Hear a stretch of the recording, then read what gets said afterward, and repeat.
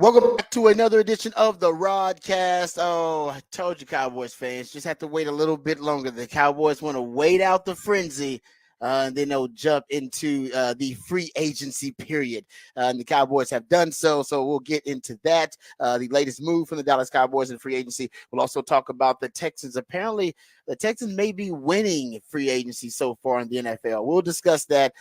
Texas men's basketball, with a disappointing loss to K-State. We'll start there. As a matter of fact, I'm sure my man Patrick's got a rant about that.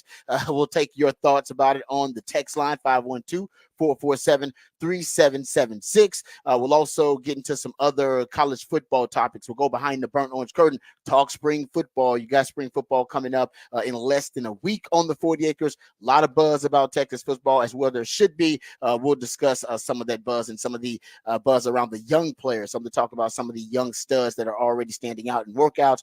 Big expectations from that group coming up in Texas spring football. We'll get into that coming up. We'll go behind the burnt orange curtain. We'll talk Cowboys defense actually when we get into Rod's rant of the day. I'll get you a little better acquainted with Mike Zimmer's defense since he has a new member of that defense, someone he knows really well. All right, we'll talk about that and more. Before we do, let's introduce you to the rest of the crew. My co-host, he's the Idealionaire, one of the hardest working members of the ARN family. He's got a hustler spirit, period. We don't know what he's paid. We're pretty damn sure that he's underpaid.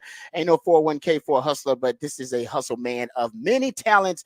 Yes, we call him the real MVP around here, but he's also my neighbor. He's also a friend and my co-host on the Rodcast. He is Patrick Davis, y'all. What's going on, Patrick? How you doing, brother? Oh, just another day in paradise. It's waking up this morning and trying not to deal with the haters on the text line and all that. You know how it is on a Thursday morning. I got some friends playing a big show at Auditorium Shores tonight, though, for South by, so That should be some fun. So hopefully be out there. It's a 3 to 8 p.m. show, so it's perfect timing for somebody who has to wake up in the morning. Very happy that the show is supposed to end at sunset. Very nice. That is true. Mike goes. I believe my man didn't Robert Saleh say, if you ain't got no haters, you ain't popping? I believe that was the term that Robert Saleh, the head coach of the Jets, threw out there at one time. So if you ain't got no haters, you ain't popping, Patrick. Well, so the thing is, they're not hating on me. They're more talking a lot of trash about my man Rodney Terry. Oh, well, the haters because that's a good point. That's the one. He's got plenty of haters. Believe me, he's got plenty. Yeah, he's got plenty of haters. He's paid good money to deal with the haters, but I understand why he's got the haters because that was a loss to K-State that, come on now, I'm not going to say inexcusable, but you're up by 10 at halftime. I'll tell you what, we'll get into it in a minute. Yeah. Let me introduce you first, though. My co-host is a proud alumni of DBU. He's got more papers than Dunder Mifflin and watches more film than Siskel and Ebert. He's the new Rod father of Austin Sports Radio, Mr. Rod Babers. Thank you for the intro, brothers. Yeah, no doubt. We'll get into Texas basketball. We got plenty of time for it. And unfortunately, there'll be a lot of hating. There'll be a lot of criticism as well. There probably should be of Texas basketball. But I've said it for the entire season. They really don't have a style or brand of basketball. They don't really have an identity. Well, when you're in a neutral site play game, and they often are influenced by the style and brand of other teams because they don't have their own style. All that's somewhat arbitrary in this game. They don't have depth. And so if the officials decide, if one official, Doug Sermons, decides he does not like Dylan DeSue in this game and decides to foul Dylan DeSue and put him on the bench on foul trouble, the Texas is going to have some trouble. And that's what happened in this game. Is Dylan DeSue. Yeah, Dylan it is. DeSue, and because there was one official who I cannot stand, who has been a bad official forever. And I don't think he's one-sided. I'm not saying he was on the take. I'm saying he's a bad official because he gets influenced too easily in the game by he's the same official who called the flagrant foul on Kendall Weaver at the end of the game. He's just a bad official overall. He has always been a bad official. He is a guy that when you would show up and you'd see the score and the stats would be out on the table and it would say officials Doug Sermons, you go, well, crap. Because this guy at some point will make a 12-point swing because he will just start calling fouls because one coach yelled at him and he gets mad and he'll just start calling fouls. And he's done this every time I've seen him. He's a bad official. He did it in that game. He called 2 offensive fouls on Dylan DeSue for no good reason. Neither one of them was any worse than anybody else was doing. They were just 5 feet further away from the basket than what everybody else has done. They called 2. They called one on the ground, which you could call, but it wasn't really as bad of a foul as they made it. There was just too many of those calls in that game. And yes, Texas does need to figure out an identity without Dylan Dessou. But the problem with that is Max Asmus needs to have it. He has not been that player this season. And it's too late for that now. I agree, but that's no, I get all that, but that's my point. That was the argument all year long. But you're right; it's too late for that now. The point is, you are what you are. You are what you are. They needed an identity without Dylan Dessou. They do not have the depth. They do not have the leadership outside of Dylan Dessou on this team. And the reality is, you can put it on whatever else you want to put it on. Max Asmus was supposed to be that guy. He's not. He hit 2 big threes down the stretch, and he also didn't do anything for about 7 or 8 minutes, 9 minutes. When Dylan Dessou was out, he dribbled the ball around on the perimeter and they jacked up bad threes over and over again instead of attacking the paint. So, and again, we put it on there, and I know people like Max Asmus a lot. Unless he shoots over 50% in a game, he is a net negative for Texas in most of these games. They attack him on the other side. He turns the ball. He just, I get it. It's not a popular opinion. But we saw Dylan Dessou leaves the game, and that was the end of it for Texas pretty much, is he went out in the second half, and it just went downhill very quickly because they then started shooting threes instead of attacking the paint. You look early on in that game, Dylan Mitchell was attacking the paint. He just kept going in. Tyrese Hunter attacked the paint. So everybody was going at the basket. They were winning points in the paint. They come in the second half. Dylan Dessou comes out. They have 2 points in the paint going into like 8 minutes left in the second half. They just started shooting. And if Texas just wants to shoot over players, they're going to lose they won't win another game. But if they want to drive to the basket, they have the athleticism, they have the size, they're able to do it with guys like Dylan Mitchell, Dylan Dessou, Caden Shedrick. But I mean, if you look at the bench scoring in this game, they had what? Caden Shedrick had 4 points. Brock Cunningham hit a 3. Onyema hit 2 free throws. That was the addition from the bench.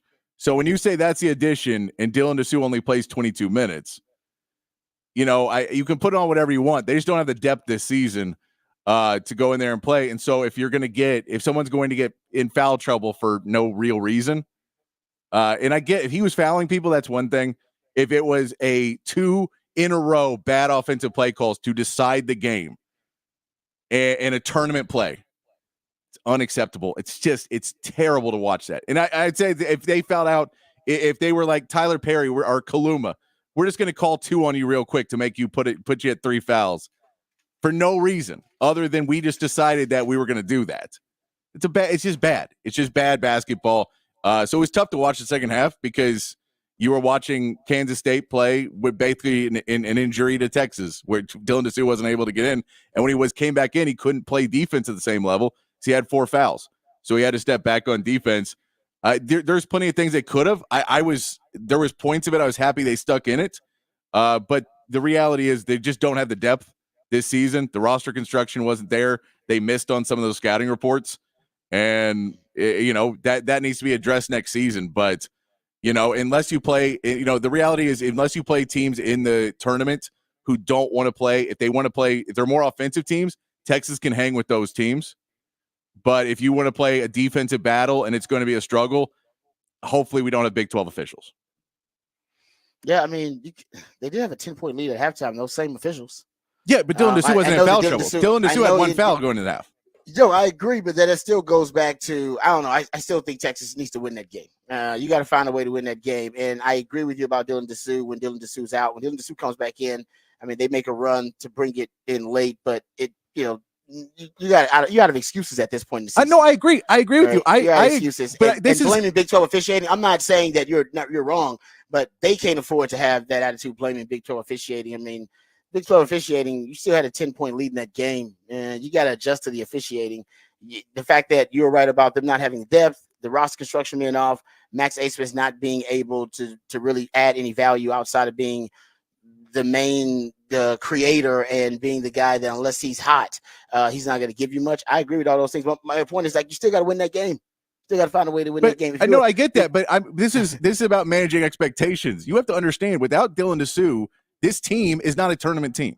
This team is not very good. I disagree with that. And that goes back to my initial point that he's their identity. I agree with that. But this is managing expectations. We've known that all season long. We knew that before they got into Big 12 play. Once they got into that. So my point is, when people are saying, well, this was, surprising, it's not surprising. The Big 12 is really good, and Texas without Dylan DeSue isn't, because they missed on scouting this year. They got guys in there who weren't ready to play at the level that they need to play at. And, we'll see what happens with Tyrese Hunter. He had a great game against Oklahoma and completely disappeared in this game. No show. And, I mean, he did try and drive the basket a couple times early, but he stopped doing it. And it's really, and part of it is spacing, that when you have to play Dylan Mitchell, the spacing just completely gets thrown off, because with Dylan DeSue, they can push him over a little bit and push the spacing. You have a stretch 4 now in Dylan DeSue, or stretch 5 in Dylan DeSue. It changes the spacing a lot more. That Shedrick and Dylan Mitchell, when they're on the court together, there's no spacing anymore. So it's harder to drive the paint, because there's basically 2 bigs always waiting right underneath the basket for you. So, you just don't have the players. And if you go on the other side and you take those out and you try and put in guys who can shoot, which you don't have that many, it's basically Brock Cunningham is your only other big that has any range. I think they're learning a lesson. I think Chris Ogden is going to learn a lesson as the general manager of what this roster needs to build. I think Rodney Terry will learn a lesson of what they need to build on this roster for next season. I think they came in and wanted some more toughness. They wanted some guys with athleticism. And I think, at the end of the day, we have to have some more offense on this team. And they really thought Max Asmus was going to be the offense. And he just has not been able to achieve anything when he doesn't have a lot of help and when guys are really pushing him up on the body. He just hasn't been able to do it this season. And what's crazy is he comes down at the end, and he's the only reason that Texas is only down by 4, because he starts nailing threes at the end of the game. He was hot. But it's too little too late. He went 3 for 10 from behind the arc. 2 of those were in really almost meaningless minutes. And part of that too was a flagrant foul on Kendall Weaver. That was because Kendall Weaver dove, and then the Kansas State player sold it a little bit. But it was like those types of plays, like that stuff right there. When you're going against that, I get why I'm upset about it too. I did not like the outcome of the game. I thought Texas should have worked harder. I'm not surprised by it at all, because I've watched this team all season long, because I watched the game last night. And the reality is Max Asmus is not a top player. And the most annoying thing is that he's second team all. Like, he just hasn't played well in Big 12 play. The last 4 weeks, he's been a net negative for the team, defensively, turnovers. And when Dylan DeSue's not on the court, he just does not create offense the way he needs to create offense. And you can say that's playing, but if you watch them, they'll run a play, and then the ball will pop back out to the top, and they'll start over, and they'll go back to ISO, and then no one took it, no one went in, and no one tried to make a big play. And so you just look, and they just needed more guys that want to go win the game, and they don't have it right now. They just don't have the roster construction. So yes, you could easily win a first round matchup with this Texas team, because they do have the talent. You could probably win a second round. You could probably do it depending on the matchup, but you could also lose a first round depending on the matchup. It's a completely matchup dominant how they look against other teams, because they do not have the depth to change up anything they do. And if anything starts to go wrong for them, it spirals out of control really quickly. Yeah, it was really quickly, because that 10-point lead, it evaporated pretty fast in the second half, especially once DeSue went down. They just don't have any answers or any solutions offensively when he goes down. So great point there. Great. And for I will say, the people on the text line who keep saying NIT, they're still an 8 seed.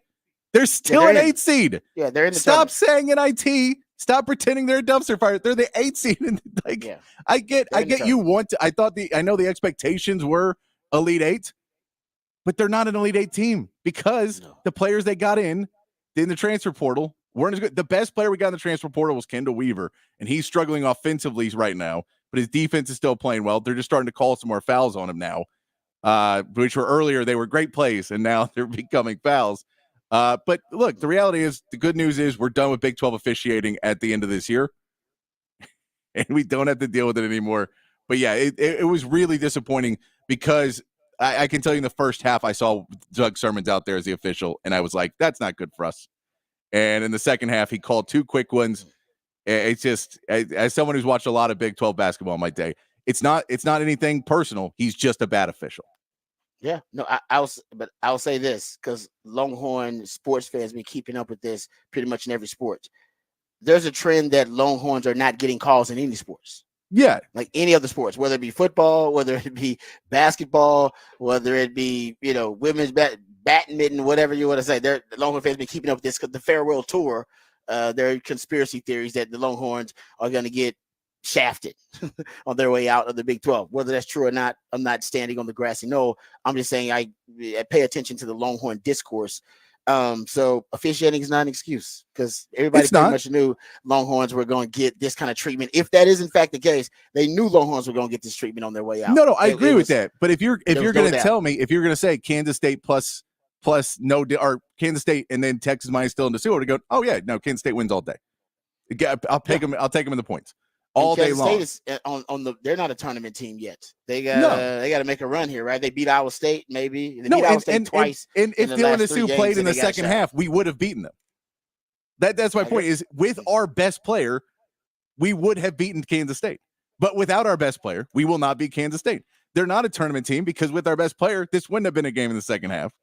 But because we lost him, they were able to come back and get the lead.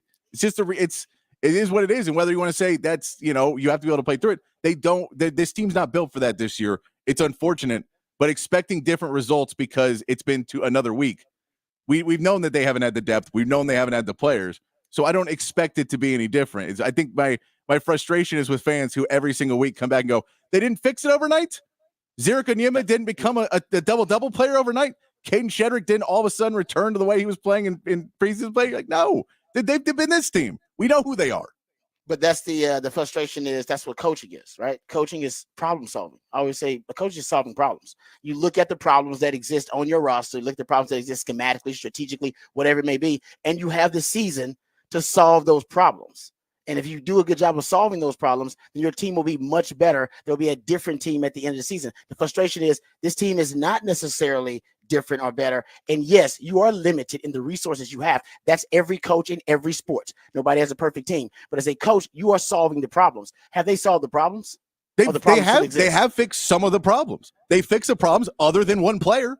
I think other than Max Asmus, they fixed the problem. Max Asmus is the exact same player he was week one. That's the fans' first frustration is if you can't bitch him though. If the players aren't getting better, then the problem should be solved schematically or strategically or tactically, and they're not necessarily. So what you're telling me is Ime Udoka and Greg Popovich are bad coaches? No. I'm just saying that's what you're saying. They don't have the roster. No, but if you're watching the games, then you see how the team improves and how they get better. And it's not always reflected in wins. Texas was getting better under Sark, not always reflected in wins. And then you saw it this year in the third year. So I'm not saying that. Don't overreact. My point is that I'm just saying that a lot of Longhorn fans don't feel like the problems are being solved within the team. Yeah, because they're not watching the games. Because they look at the box score and they don't see that Dylan Disu didn't play. And they don't realize that this team is better than it was. This team, even the fans that are watching, are saying you're supposed to have an identity. When Dylan Disu is out, whenever that happens, there should be a better plan. And there's not a plan, really. The plan is give it to Max Asmus, and that's the frustration. They haven't lost a game to an unranked team in 3 months until tonight, or 2 months until tonight. Or last night. So they are solving some of the problems. Yes, they have gotten better. But the reality is, what the problem was, we shorten up the rotation and we play our top guys because our bench isn't good enough. They're not good enough players. That's the solution. So, but then if the refs decide you can't do that because we're going to call BS fouls on a guy who's worked to not pick up BS fouls, and you call 2 in a row of something where the guy behind him calls a foul while the other player is holding his arm, and you call a push-off foul because you can't see it because Doug Sermons is a bad official, and then the fans online who didn't watch the game tell me that Rodney Terry's a bad coach because Doug Sermons makes a bad call, and he has to bench Dylan Disu, or else he's benched and he doesn't play at the end of the game. And then you go, well, they didn't make improvements. You can see why I'm going to get upset at that because it's not the reality of the situation. They have gotten better throughout the season.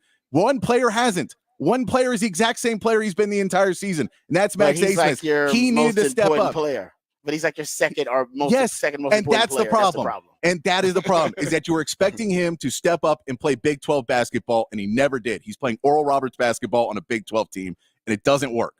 He does not want to drive. He does not want contact. He doesn't want to play basketball at a high level, and that's the problem. He can hit threes, and that's fine. But that it doesn't mean anything if you're losing games because you can't do it until the last 3 minutes. It doesn't mean anything. And what of his lack of development as a player or adaptability as a player? Who's to blame? Him, Max Asmus. Okay. And you can say it's Texas' fault that they didn't realize, but when Ron Holland and Ron Holland and AJ Johnson didn't come, you had to go get other players. You had to get more offense. But I'm saying his lack of aggressiveness when he realizes that you can't bench him. Out. Who are they putting? I know you can't bench him, but can you compel him? Not unless you bench him. What else can you do? I mean, that's what I'm saying. That I think that's part of the frustration is that you're presenting solutions right now. I'm sure the coaches are aware of these solutions. Why aren't they being applied and executed? Because you can't bench. You cannot bench Max Asmus. That's what's lost. That's what's lost. I get it. But that's again. Yeah. You know why great coaches are great? Because they have 9 to 10 players who are 5-star players or 4-star players on their team. Texas doesn't have that. So if you want to tell me, if you're only great with great players, then you're not a great coach. Let's be honest. It's not always like, oh, he has a great player, he's a great coach. That doesn't. It's not but if you want to tell me that Mike Krzyzewski would be an Elite 8 team with this roster right now, he wouldn't. Oh, I'm not saying he would be. So then no one's a great coach. Like, that's my point is I get we can have this discussion and it's going around in circles. I get that Rodney Terry, I'm not saying he's the best coach of all time. I'm not criticizing Rodney Terry. I'm just saying. I'm saying that there's devil's advocate. That's what the fans are. The fans are upset because they continue to sit back and expect things out of a team that does not have the talent on the team to do it this season because 2 recruits backed out right before the season to take the money instead. That is the reality of what happened. So if you said, well, if we added 2 more star players to our team, then maybe we'd be a lot better. But they didn't come. And all season, you've been trying to make up for the loss of Ron Holland and A.J. Johnson. Ron Holland, who would have been playing a lot for you right now. So if you say, well, all season you've tried to make up for that, and then you get to a big game in the Big 12 tournament, and Dylan DeSue gets into foul trouble on bad calls, there is no you just don't have one because everything has to be based on him. And also, you talk about leadership on the court. Who's your leader on the court? Dylan DeSue is. So he came off. They didn't have leadership because guess who's not a leader on the court? Max Asmus. I don't disagree with that either. So I get it. It's frustrating. It's like I'm just frustrated at this point because I watch the games and I'm frustrated they lose, and then I go online and everybody goes, "What, the worst team in the league? And they should fire everybody and get rid of the whole team. And why do we not do this?" And I'll tell you something else for everybody who keeps saying we get a big coach. You know why we can't? And we're not a basketball school. I'll tell you this is because when I went online the other night, and this has probably been 2 weeks ago, Texas had an 8:00 basketball game, and I saw 2 different websites that are talking Texas football that had live streams at 8:00 at night while Texas was playing a basketball game. So if you want to tell me it's a basketball school, then tell me why the football program, or they're talking about a football program in the offseason, is more important than watching the basketball game. We're a football school. You're not going to get the top coaches to come here. Like Roy Williams ain't coming out of retirement to come back to Texas. Those top guys don't want to, like, you can get a really, really good coach, but to keep pretending that we can just throw money at it, it's infuriating to me. And this is a lot of frustration of an entire season. I can tell. It has been frustrated too. That Longhorn fans are continuing to blame everything except Max Asmus. And I hate to be the guy to blame him because I'm glad he came. I hope I wish him the best. But it's infuriating to watch him play basketball. And then people go, what a good player. He went 3 for 10 from 3 again. Again. He shot 30%. Again. Our best offensive player shoots 30%. And we're lauding him as the savior. He turns the ball over and he doesn't make he literally threw a pass into the back of another player, a defensive player, last night. It's infuriating. And I get he hit the big threes, but I just like that's where the problem lies. Is if one of your leaders on your team does not want to get on the floor and get dirty, you don't have it built right. They're going to have to change it next season. It'll be a new year next year. Hopefully everybody's still going. We still have a top 10 recruiting class next season. There's a lot of hope in the Texas basketball world. It's just going to be frustrating because hopefully we'll get 2 more games. Hopefully we'll get 2 more. All right. No, I don't disagree with anything you said. I think the frustration is that Longhorn fans have pretty much been watching this Texas team, and they are who we thought they were, and they really haven't changed. That this Tiger hadn't changed their stripes really all season long. The same issues that they had early on, they still have right now, and you never know what you're going to get. Some days it could be a team that can pull the upset and play like one of the best teams in the Big 12. or they could lose to K-State, which may not even be a tournament team in the end. All right, we got the Horn headlines coming up. We also get to the Cowboys and their latest acquisition. Before we do that, let's get to the Horn headlines, get you caught up with all the headlines of the day. All right, your Horn headlines brought to you by Top Gun Rentals and Lawn Equipment. We just talked about it. Texas men's basketball dropped their opening game of the Big 12 tournament last night. It's Kansas State 78-74. Dylan DeSue was forced to sit most of the second half in foul trouble. Max Acemus tried to lead a last-minute comeback with 2 big threes. However, it was not enough. Texas will get some much-needed rest as they await selection Sunday, expecting to be an 8 seed. Mavericks beat the Warriors 109-99 with Kyrie Irving leading the way with 23 points, 8 rebounds, and 10 assists. The Mavericks are back in action tonight as they take on the Thunder in another important matchup, trying to get above the 7 seed to avoid having to play in the play-in game. In the NFL, the Cowboys finally made a free agent signing and linebacker Eric Kendricks to Dallas. Kendricks is familiar with Mike Zimmer's defense, playing under him in Minnesota from 2015 to 2021. The signing that is said to be for 1 year helps to fill the hole left by Leighton Vander Esch, who is expected to retire due to injuries in the coming weeks. That is your Horn headlines.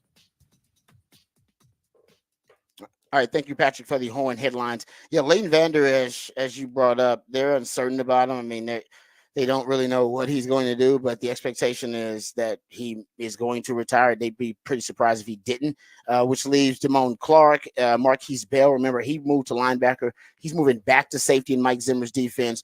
DeMarvin Overshown is coming off the injury. Damone Clark is the only linebacker that made it through the entire season without injury. By the end of the season, they're playing sub packages, playing safeties. This Eric Kendricks signing acquisition is huge for them.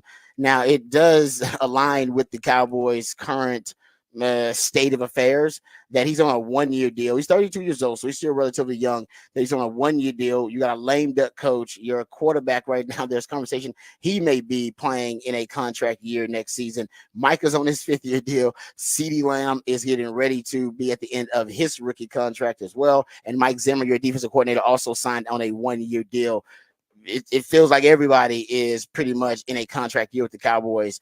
And this is a big win for the Cowboys because Mike Zimmer apparently influenced or was able to convince Eric Kendricks to break his or renege on his agreement with the 49ers. He initially agreed on terms with the 49ers. And is deciding, he's going to play under that Mike Zimmer defense, which he did in Minnesota from 2015 to 2021.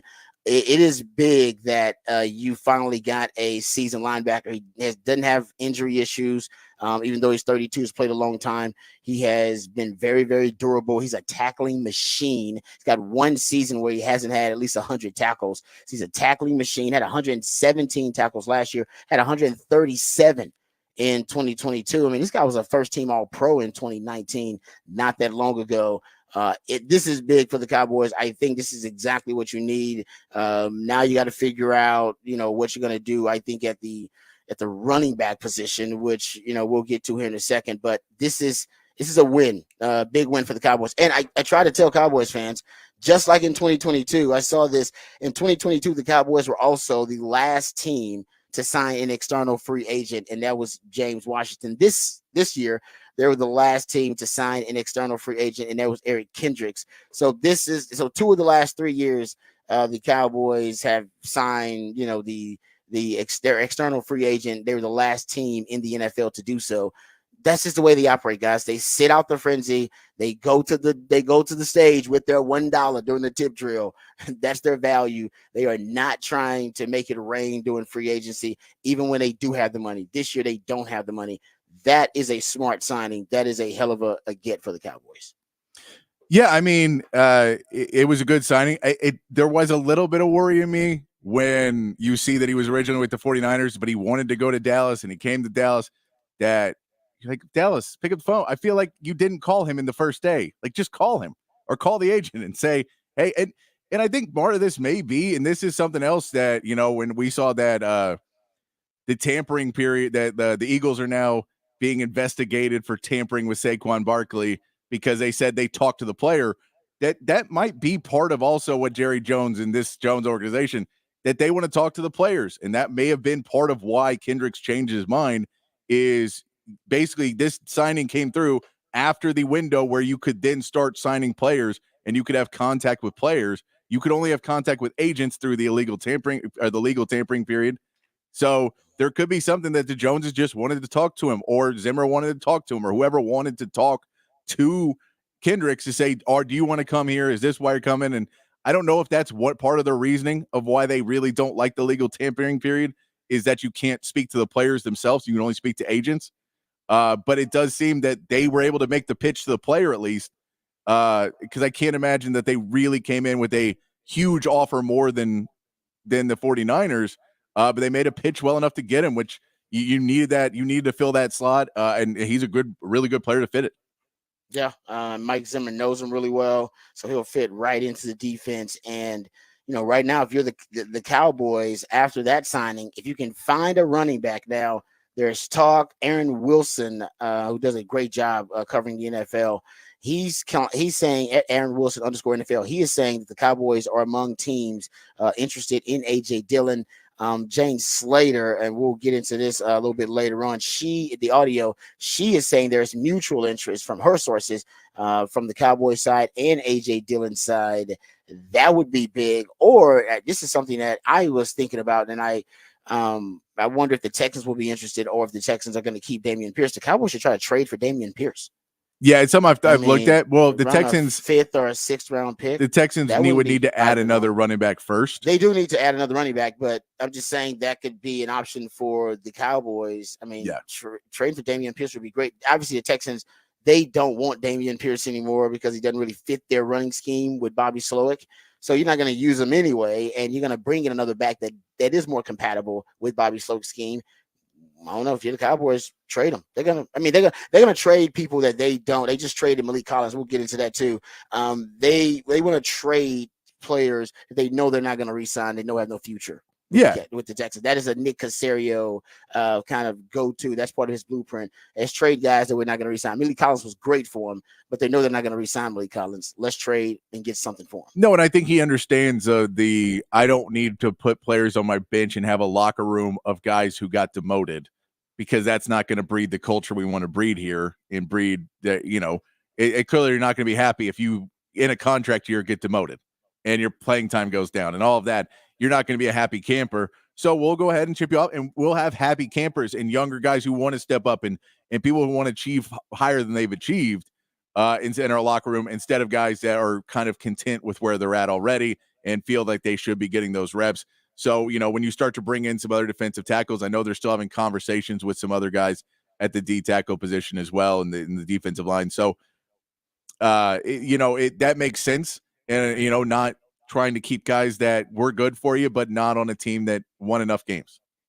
Yeah, no, I mean, the Texans consider a lot of different things when bringing in guys. They talked about they want guys who are from that area. Daniel Hunter is actually from the Houston area around there. So that was part of their evaluation and with him. They actually like that part of his game. They like bringing in guys that are from that area. So Nick Caserio is a little bit outside the box in the way that he approaches talent acquisition, and I like it. Right now, he's actually hitting a home run in free agency, and we'll hear from a lot of the analysts from NFL Network, from NFL.com, also praising the Texans. They may be winning this free agency period this offseason. We'll talk about that later on. All right, we come back. We'll get into behind the burnt orange curtain. We'll talk some Texas football. There are some young standouts right now for Texas football. There's also betting lines out for some of the big games coming up in the 2024 college football season. We'll get into that and talk some spring football, because we're less than a week away from Texas spring football. All of that and more right here on the Rodcast,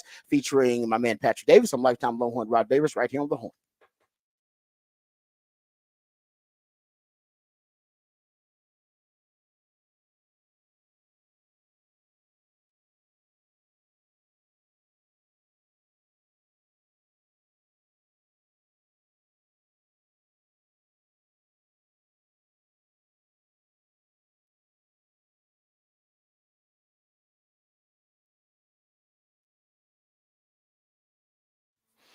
Hey, what's up, folks? Lifetime Longhorn Rod Babers here. Austin traffic can be a bit of annoying, but everything else about the city is pretty cool. It's actually one of the coolest places to live in the country. That's why people keep moving to Austin. They want to make it their home. I can't blame them for that. I was the same way at one point. And as our city continues to grow and thrive, so do our friends at Ironworkers Local Union 482. Many of the iconic landmarks around this city that make it so unique, that make it so aesthetically pleasing, actually were created and built by the hands and skilled craftsmanship of Ironworkers Local Union 482, like the Pennybacker Bridge and DKR Stadium. The folks at Ironworkers Local Union 482 don't go to the office, they build it. So if you're looking for an exciting employment opportunity or a refreshing career change, how about becoming a member of Ironworkers Local Union 482? They're hiring over 3,000 people right now for a huge project. They're offering competitive wages, competitive benefits, a pension plan. They even offer training for unskilled labor through their apprenticeship program. So become a member of Ironworkers Local 482, and you'll take pride in the type of teamwork and craftsmanship that help shape the future of our great city. Maximize your potential and accept the challenge of becoming the best version of yourself by applying online at ironworkers482.org. That's ironworkers482.org.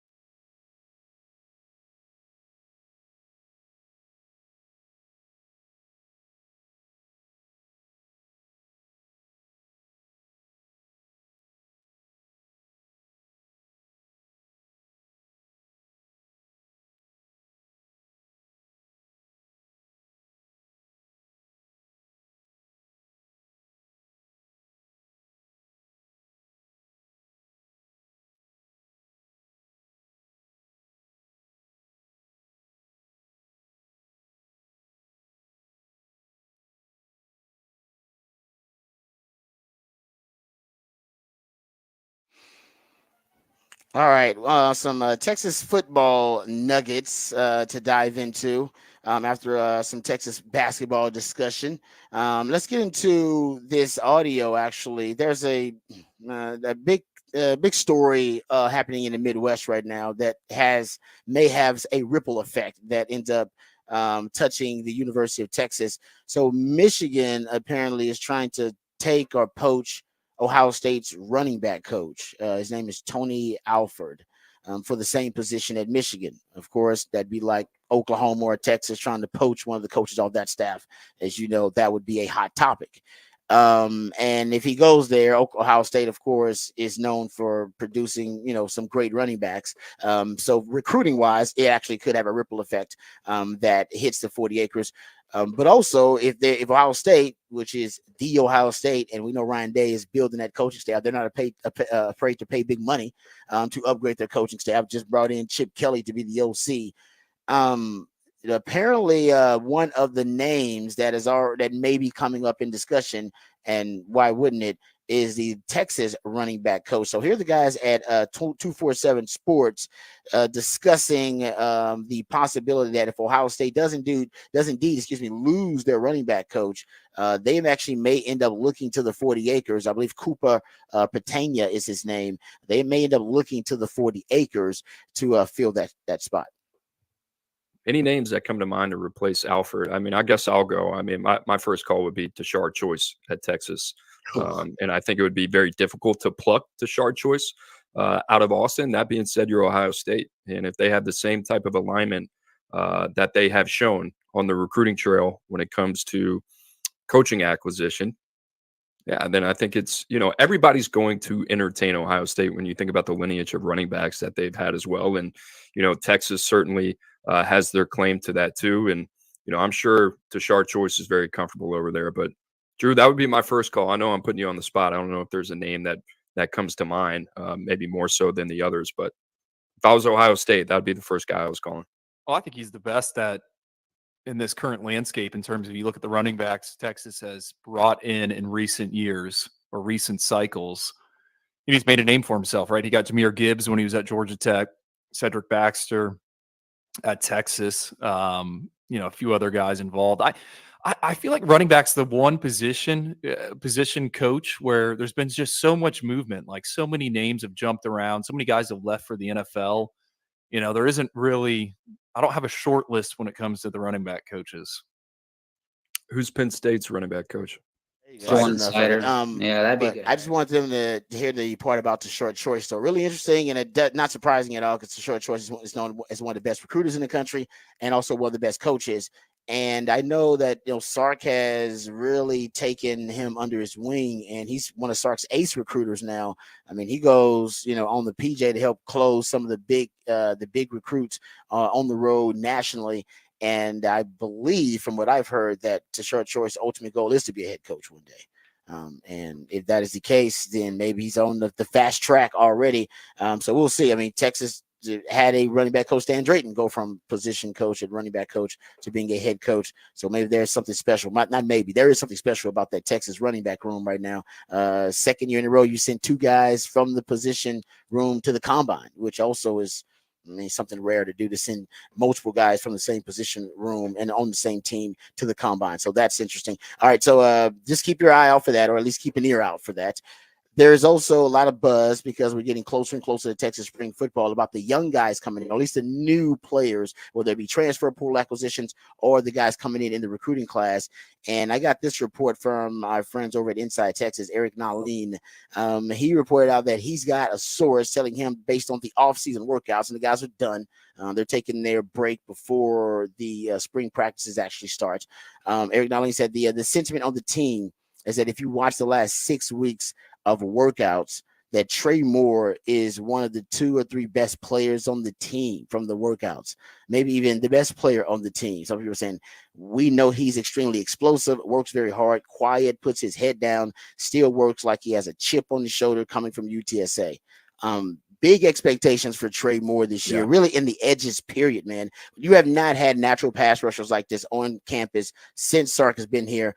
This guy was extremely productive. You're talking about double-digit sacks, double-digit tackles for loss, and now at UTSA. But I think at Texas, you put him in a, predictable passing situations. I mean, he may have improved to be an elite run defender too, but I think he can be an elite pass rusher for Texas in those third and long, second and long situations. You got Colin Simmons coming in. Ethan Burke is supposed to be a lot better. Baron Sorrell is supposed to be a lot better. You should be honestly building this defense from the edges in and from the outside in. That should be a strength this year for Texas. And it starts with Trey Moore. And that's a good sign, Patrick, that he's already being a lot of people complimenting him as being a great athlete, just showing up in the workouts. We'll see if that translates to spring when he puts on the pads. I think it will because a great pass rusher is a great pass rusher. I think you kind of have that trait naturally. He is one of those guys. When you look at ball get off, BGO, the natural bend, the burst, the first step, everything I've seen from Trey Moore says it'll translate to Texas. Yeah, and I mean, adding him and Colin Simmons with hopefully, progression from Burke and Sorrell, as you just said, was if you can put all that together, that's another piece that's going to help out that young secondary and help out a secondary that had struggles last season. The more pressure you can get on the quarterback, the more it helps out that secondary. So, when you're trying to fix the pass defense, adding a guy like that who is apparently going to be able to come in and make big plays is a big piece of that because, as much as you can go get the best athletic and best cover guys in the world, but if you can't get to the quarterback and they get all day to throw the ball, it doesn't mean anything. We know that the inside of the defensive line is going to take a step back. Even if they play really well, they will take a step back this season because you're talking about two all-pro guys. We're playing defensive tackle for you. So if you say, you're just not likely going to have two top, first, second round picks coming out of this interior D line, but you can still have them play well. They'll be able to focus more on run blocking as well, or run stopping as well, it seems, in the interior D line, if those guys on the perimeter can really make an impact getting to the quarterback and help this defense take a next step forward and just slow down that passing game. Yeah. I think that's the plan this year with the edge pressure as opposed to the interior pressure to see if that'll force more splash plays, more negative plays, and more takeaways for that Texas defense.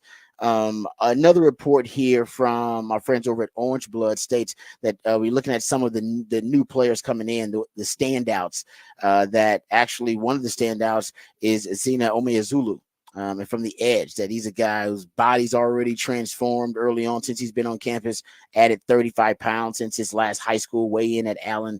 Now he's listed at 6'5", 255. And that's a young edge player too coming in. So Texas is going to transform, I believe, the edge position in the next 2 or 3 years, especially with a guy like Colin Simmons coming in. I think the ascent of Ethan Burke too, Trey Moore just being an acquisition, as well as we talked about. The edges are going to become a strength for Texas in the foreseeable future. Another player listed here as a standout, one of the young Bucks coming in, is Xavier Filsaime.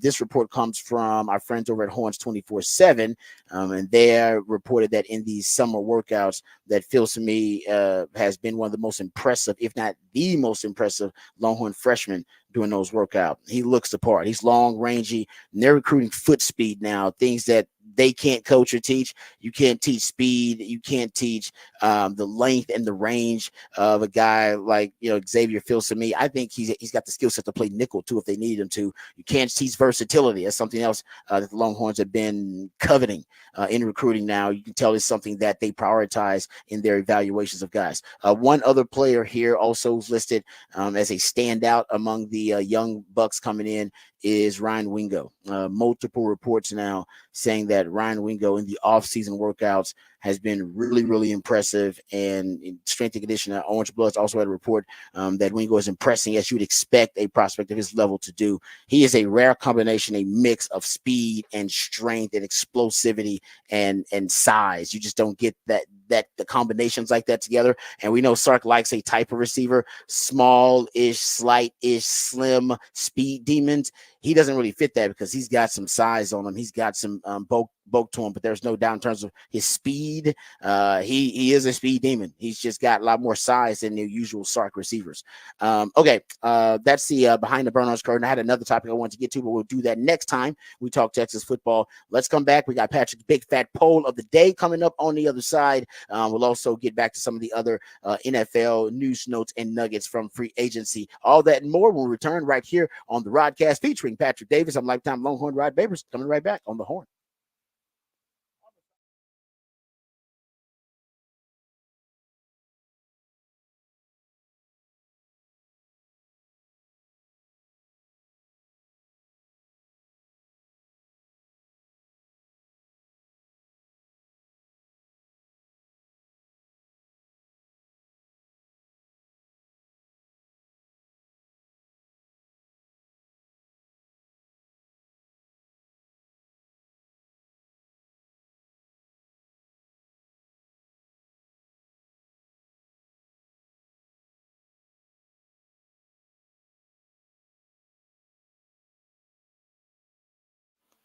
Hey, what's up, folks? Lifetime Longhorn Rod Babers here. I got to talk to you about my friends at Callahan's General Store. We just had Charlie Wilson on the show yesterday, and I had to ask him about my yard. I had to ask him, how do I get this yard looking plush? How do I get it looking green? How do I get my yard looking like it's on a golf course, right? That's what I really want. Well, he let me know, all right? You want to go to Callahan's. First of all, they got great employees there that can help you with any questions you have about lawn care and how to make sure that your lawn looks like the best lawn in the neighborhood. We all take pride in our yard, right? That's something about being a Texan. And he told me you got to make sure that you get the pre-emergence. Once you get the pre-emergence on there, you're going to make sure later on you add the weed and feed. You can get all of that at Callahan's General Store, folks. So don't waste any time. Head on over to Callahan's. The longer you wait, folks, the worse it's going to get. Got weeds in the yard you got to deal with. You want to make sure you take care of that. And my friends Callahan's, they can help you out with that, especially once spring comes up. And we're on the verge of spring happening right here.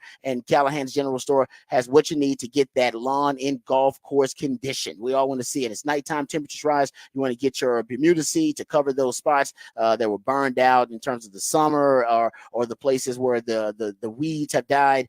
You want to make sure you get actual grass growing there. Our friends at Callahan's can help you out with that as well. So don't waste any time. Head on over to Callahan's. They got everything you need there for the perfect lawn care. As my man Charlie said, you want to make sure you take care of it. There are other people to help you out. So keep listening to more from Callahan's General Store. We'll give you more tips on how to make sure that your yard is the best yard, how to keep it plush and green coming up this spring. And don't be afraid to make it a Callahan's Day.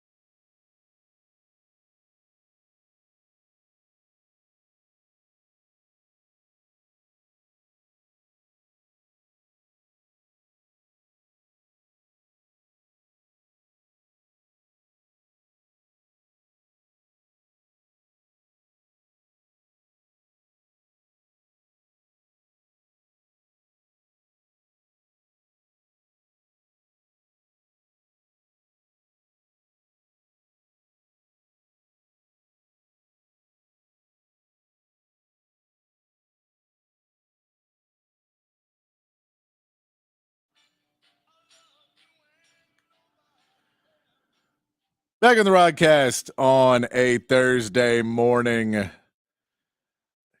Got the new musical theme of the day. It's a new theme Thursday, so a new theme every single week. Today, since it is 3/14, that means that it is Pie Day. So these songs all have pie in the title.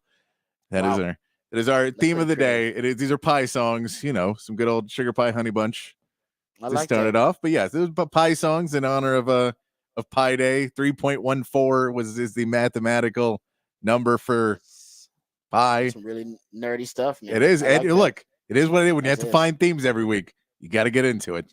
You got to get into it. Commit to the bit. You got to commit to the bit. Yeah, so that does lead us to the big fat poll of the day. Text line is open 512-447-3776. 512-447-3776. Patrick's big fat poll of the day on the Horn. I'm gonna give you 2 ones today because one's easy, but I just want to take the poll of our listeners. I know where me and Rod sit on this. But the first one, because it is Pie Day, I want to ask you guys, cake or pie? So that's the first one. I know, me and you are cake guys. But I want to ask them, cake or pie? So we'll get that one. And then I'm also going to ask you, which sophomore for the Longhorns is going to have the biggest impact this season? We're talking about Trey Moore coming in, but there's a lot of sophomores for this Longhorns team that have made an impact in year 1 of their careers. So see who will have the biggest impact in year 2. Is it Anthony Hill, the linebacker position? Jonte Cook, does he step up and become we talked about that last week, I think, of 1A, 1B with Isaiah Bond, or does he fall in that 2 spot or 3, wherever he falls as a wide receiver? Is it Jonte Cook, Derek Williams at the safety, Manny Muhammad at cornerback, or is it CJ Baxter? Does he break out as the next big running back for Texas? It could be someone else too. Could be someone I didn't list there. Which sophomore will have the biggest impact for Texas this season? And then, of course, cake or pie. Two easy ones for you. But I know we're cake guys, but the sophomore one. Yeah, I'm a cake guy. It's not even close. I mean, no pies, no puddings, no any of that. No porridge, none of that. No. I don't like cobblers. Nah, I'm not into any of those. And to me, they're all the same. The cobbler pie world, that's kind of the same world to me. Yeah, no, I'm not into any of those. I'm a cake, And you look, icing is going to be important in there. Icing is delicious, and then just a cake in general it's just much better. Cheesecake actually is pie. It's probably the only pie that I'm kind of into, because they cheat and say cheesecake is cake. Cheesecake is more like I'll tell you the truth. I don't need cheese. I don't need cheesecake either. You don't need cheesecake? No, either? And I'll tell you why. Like, and I'll tell you why, because it's got a terrible name. So I've never been interested in it solely in the name. That a cheesecake sounds disgusting to me. I don't like those two things going together. Like if you were to say, here's a cake, put some cheese on it, I'd be like, no, that is disgusting. And I love cheese, but I would not have that. So the name alone makes me say, I will not have it. And again, I know people will always say this on the text line. If people will say it to me, they'll be like, oh, you really got to try it. I'm pushing 40 years old, and I'm a very fat man. I can't find new things I love that are bad for me at this point. I have to the only things I can try new are things that are healthier. I can't try anything bad for me. Be like, oh, there's new ice cream. No, I'm done. I already know enough things that are bad for me that I like. I can't be adding to it at this point.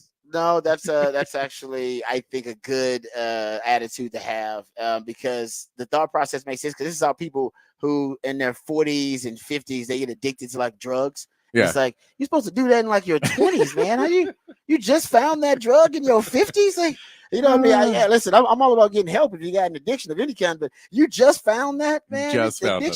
Addiction is a young man's game, man. You get to be 40, 50, you're supposed to already kind of know your lane and know where you No, and that's the other problem is I'm a single guy. I can go to the store and buy whatever I want. Like I can just go buy a full cake or a full pie. Yeah, you don't have a kid or a wife telling you what to buy. So I can just go do that. So I can't be like, oh, this is the best now. Like I love cheesecake at 40, because then I could go buy a cheesecake and just eat it over the next 3 days. And that's not good for anybody. It's good to know yourself. It's good to know who you are. Self-discipline, man. Hey, so on the other one, which sophomore do you got, Rod? I got to think about that. I have to give you that on the other side. And by the way, we'll throw in, I'm not counting redshirt freshmen. I'm only counting sophomores. So Arch Manning does not fall into this. I like that. Because Arch Manning is a redshirt freshman. All right, yeah, that decreases. There you go. I like that. That kind of shrinks the pool a little bit of players to choose from. I like that even better. All right, we come back. Big fat poll of the day. We'll give you our thoughts on that. Text line, best way for you to do it: 512-447-3776. Are the Texans winning NFL free agency? It certainly seems so. We'll discuss it. Here's some audio on the other side right here on the Rodcast featuring Patrick Davis. I'm Lifetime Longhorn Rod Babers coming right back on the Horn.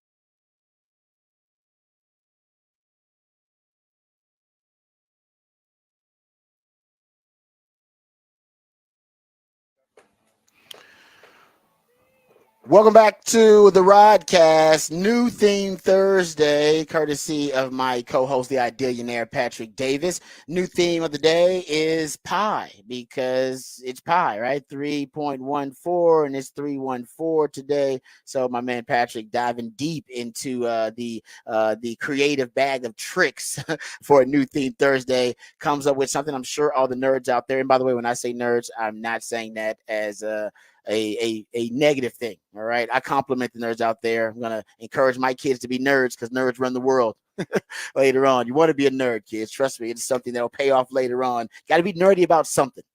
Right? You want to be nerdy about something. That's the thing. You everybody's a nerd about something. So football. You guys are football nerds. Patrick's a basketball nerd. He's watching summer league basketball. I mean, this guy is sick. Oh, yeah. He's a sick nerd. I'm a sick football nerd. Some of us call it passion, Rod. Okay. It's passion. That's true. You can call it passion. You could, but there's a bit of nerddom in there too. But nothing wrong with that, because it does sound nerdy to say I'm passionate about math. It seems nerdy. You know what? That'll make you more money than being passionate about the stuff that we're passionate about. I'll tell you. Amen on that one. There you go. But there you go. My man Patrick did a great job. So all of the songs that will be played will be a tribute to pie, and that means they'll have pie in the title, or pie in the lyrics, or pie in the chorus somehow. We're talking about pie, like the food pie. Yeah. Even though we're talking about 3.14, we're talking about the numerical pie of the day. I know. Don't get it twisted. And trust me, I don't do math on the show. That's as far as it goes. But I will say, also threw out there for the big fat poll of the day, at least one of the questions was, are you a cake or a pie person? And I am cake all day, every day. I don't even entertain pie. The closest I'll get to pie is a cheesecake, which I think is in the pie family. They try to call it a cake, but that's as close as it gets. Other than that, I'm pie. I don't like pie. I don't like pie. I don't like cobbler. I don't like pudding. I don't like anything and going down that realm. I'm not with that. I'm a cake guy. Cupcakes, cakes of any kind, mostly chocolate. And I simple cakes. I don't want to get the different layers and different cake. No, keep it simple. Let's go chocolate on chocolate. Give me a nice angel food with some buttercream frosting. I'm easy. I'm good. Yeah. Good. I go to weddings just for cake on time. People invite me to the wedding. I'm like, man, I don't really want to go to this wedding, but there will be cake. I often will text them, hey, you got a good cake in there? They're like, oh man, we got a great cake. I'm like, all right, I'm going to come there, and I'm just going to come to steal some cake. And I've done that multiple times. I can't. I'm proud of it. Well, first of all, I drink enough, and I don't drink and then eat sweets, because it doesn't go well. It doesn't go well. That's a good point. Like if I'm at a wedding, I'm drinking, and if I'm drinking, that means I'm not even going to have any of the desserts. You can't have some drinks and then walk around with a cake if a big guy, because then everyone just looks like, I bet that's his third one. That's his third. Save some for the rest of us. Just icing on my shirt. No, that's a great point. See, that's stuff I ain't got to worry about. But I will say this: I know I'm a veteran when it comes to going to weddings and stealing cake. I bring Tupperware in my car, so I don't have to eat it there. I will go take a big piece of cake, take it to the car, or bring my Tupperware with me somewhere, and boom, stash it, and then I'll come back for it later. That's how obsessed I am with stealing other people's cake from their wedding. It's a real thing. All right, we got Horn headlines coming up with my man Patrick later on. Are the Texans winning NFL free agency right now? There are a lot of different opinions about this, and I've just been watching football shows. I'm watching NFL Network. I'm watching, Good Morning Football, the Pat McAfee show, Pro Football Talks broadcast. Everybody's talking about how great this is. Weird for a Texans fan, because everybody's talking about how great the Texans are, and really the expectations for the Texans coming up this season based on the talent acquisition. So we'll get to that here coming up. We got Rosh rant of the day, but we'll get to know Mike Zimmer's defense a little bit. You got a new member to Mike Zimmer's defense, which we'll talk about, Eric Kendricks, and where he fits in that Mike Zimmer scheme, and why and how it's different from the Dan Quinn system. Before we do any of that, and by the way, text line is the best way for you to keep in touch with us, 512-447-3776. We'll also get into the other question from the big fat poll of the day. We already talked about one of them. Are you a cake or a pie person? But we'll get into the other question for the big fat poll of the day. Before we do any of that, let's hit the Horn headlines, get caught up on all the big stories of the day from my man Patrick Davis. All right, your Horn headlines brought to you by Top Gun Rentals and Lawn Equipment. Texas men's basketball dropped their opening game of the Big 12 tournament last night to Kansas State, 78-74. Dylan Nassau was forced to sit most of the second half in foul trouble, but Max A. Smith tried to lead a last-minute comeback with 2 big threes. However, it was not enough. Texas will get some much-needed rest as they await selection Sunday, expecting to be an 8 seed. The Mavericks beat the Warriors 109-99 with Kyrie Irving leading the way with 23 points, 8 rebounds, and 10 assists. The Mavericks are back in action tonight as they take on the Thunder in another important matchup, trying to get above the 7 seed and avoiding having to participate in the play-in games. And in the NFL, the Cowboys finally made a free agent signing, bringing in a linebacker, Eric Kendricks, to Dallas. Kendricks is familiar with Mike Zimmer's defense, playing under him in Minnesota from 2015 to 2021. The signing is said to be for 1 year and helps fill the hole left by Leighton Vander Esch, who is expected to retire due to injuries in the coming weeks. And that is your Horn headlines. All right, thank you, Patrick, for the Horn headlines. We'll get to Eric Kendricks being the latest acquisition for the Dallas Cowboys, and they were the last team to sign an external free agent. And I told Cowboys fans, you just got to wait out the frenzy. They don't like to make it rain in free agency. When everybody's in there making it rain during the legal tampering period, right, during the free agency frenzy, they sit it out. All right. And then they, when everybody's done making it rain, then the Cowboys usually walk to the stage with their dollar for tip drill. And then that's where they get their value. They did it in 2022. They were the last team to sign an external free agent, and they're doing it again this season. That's just how they operate. That's what the Cowboys do. And honestly, I think it's a wise strategy so they don't get tempted to make it rain. They believe that's just their blueprint to operate in free agency. All right, so we'll get to the Cowboys' latest acquisition with Eric Kendricks. I think it's a damn good one too, by the way. So they waited. You had to wait, Cowboys fans, but I think it was worth the wait considering you got Eric Kendricks and actually convinced him to renege on his agreement with the 49ers. So he chose the Cowboys over the 49ers. That should make you feel real good too, Cowboys fans, because that's not something a lot of players in the NFL would do. All right, so let's talk about the Texans. I wonder if the Texans are winning NFL free agency right now. I got clips. I'm going to a few clips that we'll play throughout the day. But the first couple are from James Palmer. He was on the NFL Network talking about the Texans, and you can play either one of these, Patrick, because both of them I think are apropos. But they really do reflect the transformation, the transmogrification that DeMeco Ryans, Nick Caserio, and CJ Stroud have really been able to implement with the Texans. I mean, it's been phenomenal just from every level of that organization. And now in free agency, they seem to be getting all the buzz about the acquisitions. Here's James Palmer talking about what the Texans have done so far.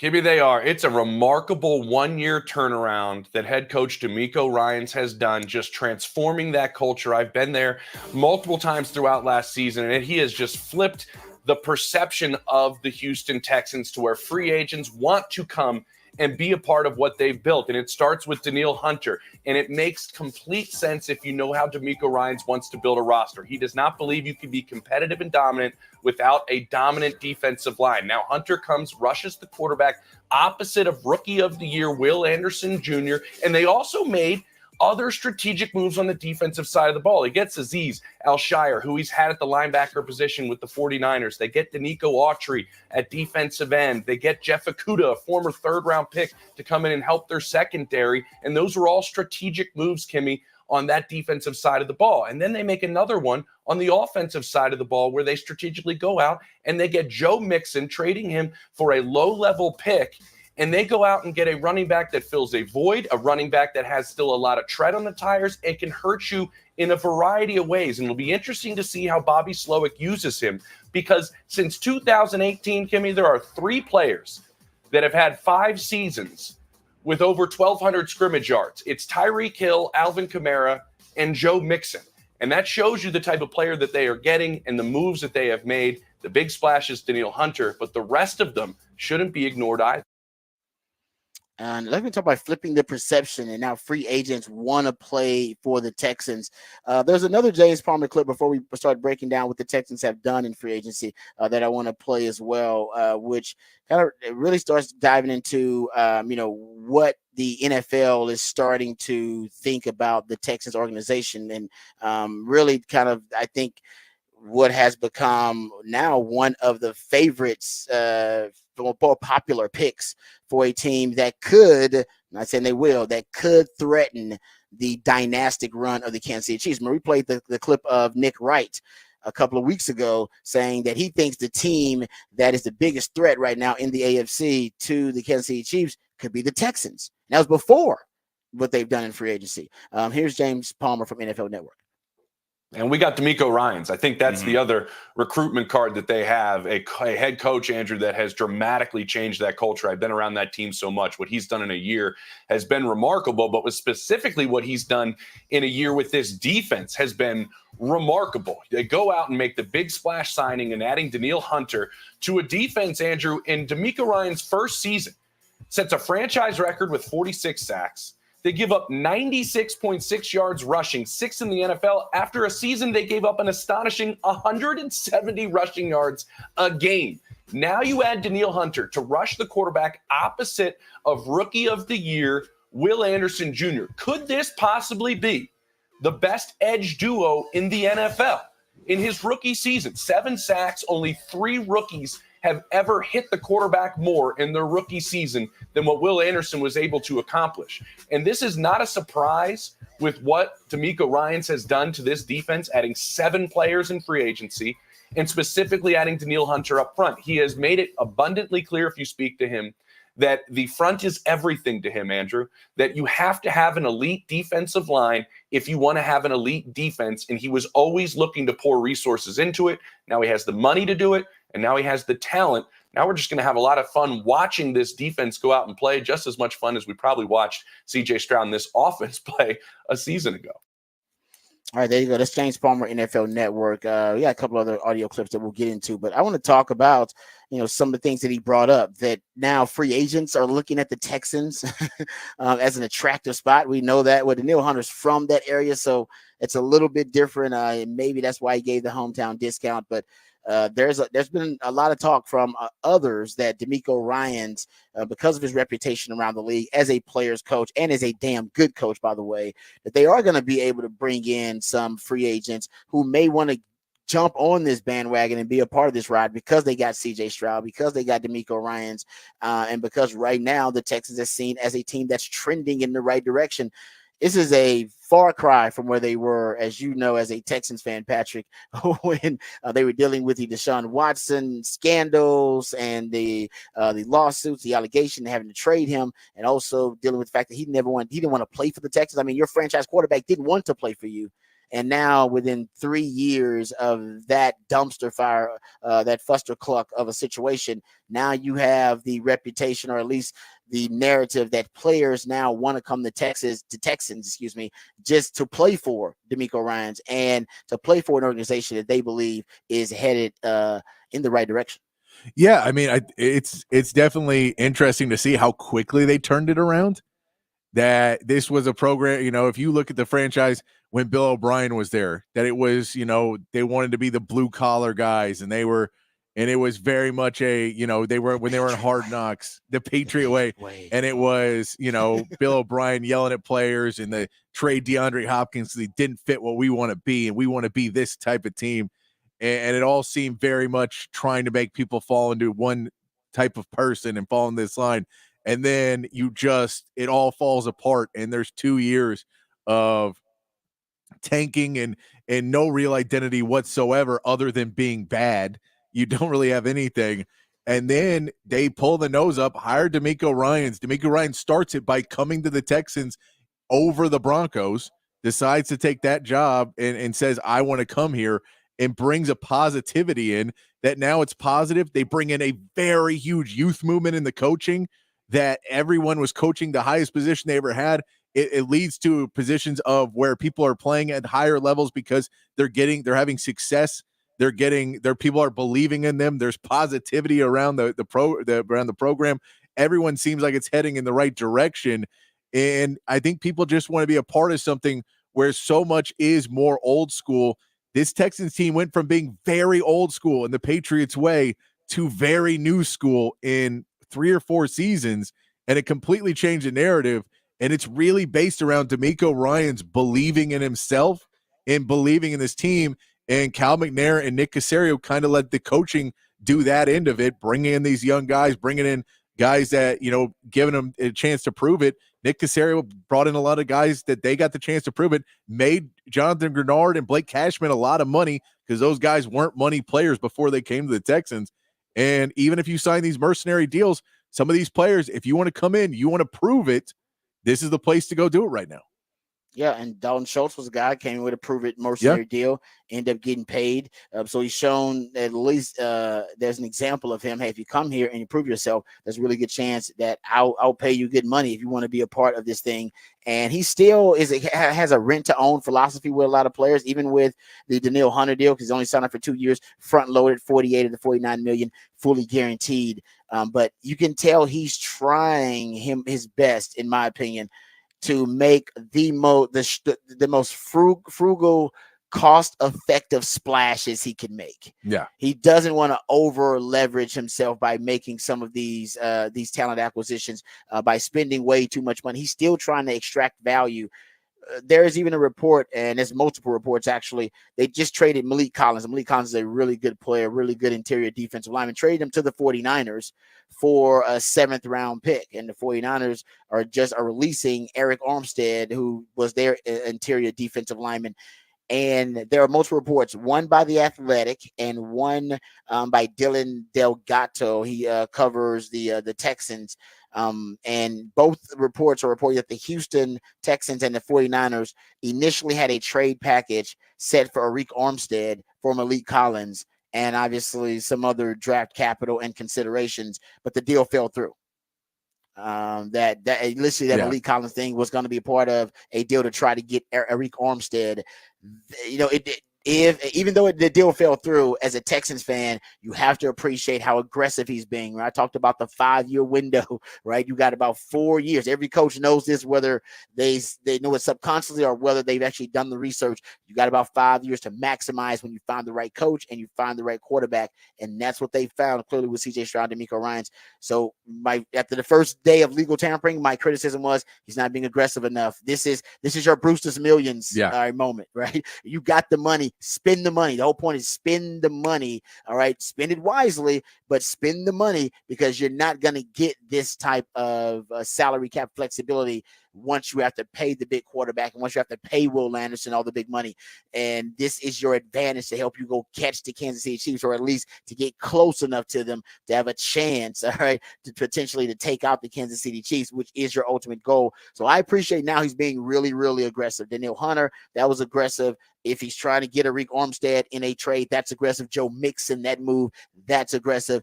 Be aggressive with a sense of urgency. I'm starting to feel that now more and more from Nick Caserio.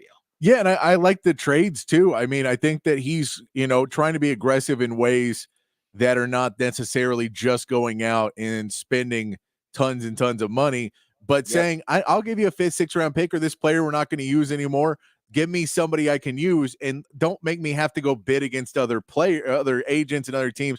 We're in free agency. I'll do the other. I'll call the team and we'll go talk and we can go deal with this. And then I don't have to necessarily deal with an agent who's lying to my face and telling me, well, I have 14 other offers and they're all for $5 million more than you're paying me right now. Because I can call them and you're not. So I can go deal with this team and I can get Joe Mixon without him getting to go on the free agent market. I can call up, and if I want to go get Eric Armstead, I can go make that phone call and see if I can get him that way. And it didn't work out, but it was an issue. But those are the places where you're able to kind of go after those. You also, when you trade for players, that limits what you have to pay up front. It changes the finances of everything, because you're talking about signing bonuses that you're going to be signing if they come to your team. Well, the 49ers already paid Eric Armstead signing bonuses. So that part of the contract's already been paid. You're getting a different side of the contract. So there are benefits of it outside of that too, that a 6th, 7th round pick might be better for you to sign, or easier than signing a guy in free agency. I as somebody with Caserio, where it was a worry that he was going to do everything so the Patriots way, he in the last 2 days has started to do things not necessarily in that way, learning from the Patriots way, but evolving from it and not trusting to just say, we can do this with undrafted free agents. We can do this with, just getting the smaller guys, we can go ahead and go out and make a splash in free agency because we have the money, because we have this window right now. I will say this, though, in terms of the Patriot way, the worst part of the Patriot way is the coaching tree of Belichick. Yeah. You know, look at the executive tree of Belichick. It's actually pretty good. Yeah. The executive tree, which is Nick Caserio from the executive tree has really good branches. Go look at it over the years. The executives that come from that Bill Belichick coaching tree or executive tree have actually been really good. It's the coaches that are bad. And so I guess my theory would be that he shares more intel and there is more information sharing with the front office and the executives there as opposed to his coaches. Because he believes in terms of his coaches getting poached, I think he believes that the scheme and the strategy on field, that is something that will put them at a competitive disadvantage if other teams have that information, as opposed to how you scout and what you scout and what you evaluate with players in your front office and talent acquisition department. It's really interesting. If you go, like I said, go look at his executive tree. It's actually very impressive. It's the coaching tree that sucks because Belichick never shares any information with his coaching tree. So Nick Caserio doing a really good job for the Texans. And I love the fact that you're going to be able to now go into the draft and be able to draft more premium positions and guys that you may not necessarily, they're not needs that you have to have right away, but they're guys that you could feel can either fill the hole in a year or two and you won't have to spend that money. You'll be having the guys on a rookie deal, or you can trade them off or do whatever. Like you have more options now with your draft picks because you went into free agency and actually went and signed some of these guys, as opposed to going into the draft saying, we need another defensive end. We need another running back. We need this and you don't have those full on needs as much because you addressed it with Joe Mixon. You addressed it with Danielle Hunter to get those pieces. So you still need secondary, little help in the secondary, which they could still go out and make a couple of additions there. There's still cornerbacks available and safeties available for sure. There's plenty of still safeties available. But overall, the draft now is not as make or break for this Texans team as it's been in the last few years, where if you miss a pick, you feel like, well, that's, you're really setting yourself back. Now you have a little bit more leverage to be able to go in and pick guys properly and continue to build the program even more. They definitely need some secondary help. They could use a corner and a safety. Jimmy Ward dealt with injuries last year. Jalen Petrie was benched last season for the Texans because of his play, and they thought it was really inconsistent at times. If the regression continues with him, you need an insurance policy. So I think they definitely should go get safety help. Now, they also safety or corner help. They also could do that in the draft. But this is a really deep safety market, and you can get really good value in the safety market, and it seems like that's what Nick Caserio is about. All right, we'll push Rod's rant until next segment. Good discussion there about the Texans winning NFL free agency. We got some more audio that we'll get into from around the NFL and Good Morning Football and from Pro Football Talk and the Pat McAfee Show, and a lot of them believe the Texans are right now winning NFL free agency. Rod's rant of the day coming up next. We'll talk about the Dallas Cowboys and their only external talent acquisition during free agency, but it is a good one. They had to wait, but it is a great pickup for the Cowboys. We'll talk about that, and we'll talk about that Mike Zimmer defense, how it's different than the Dan Quinn defense, where their new acquisition fits in. All of that and more when we return. This is the Rodcast right here on the Horn.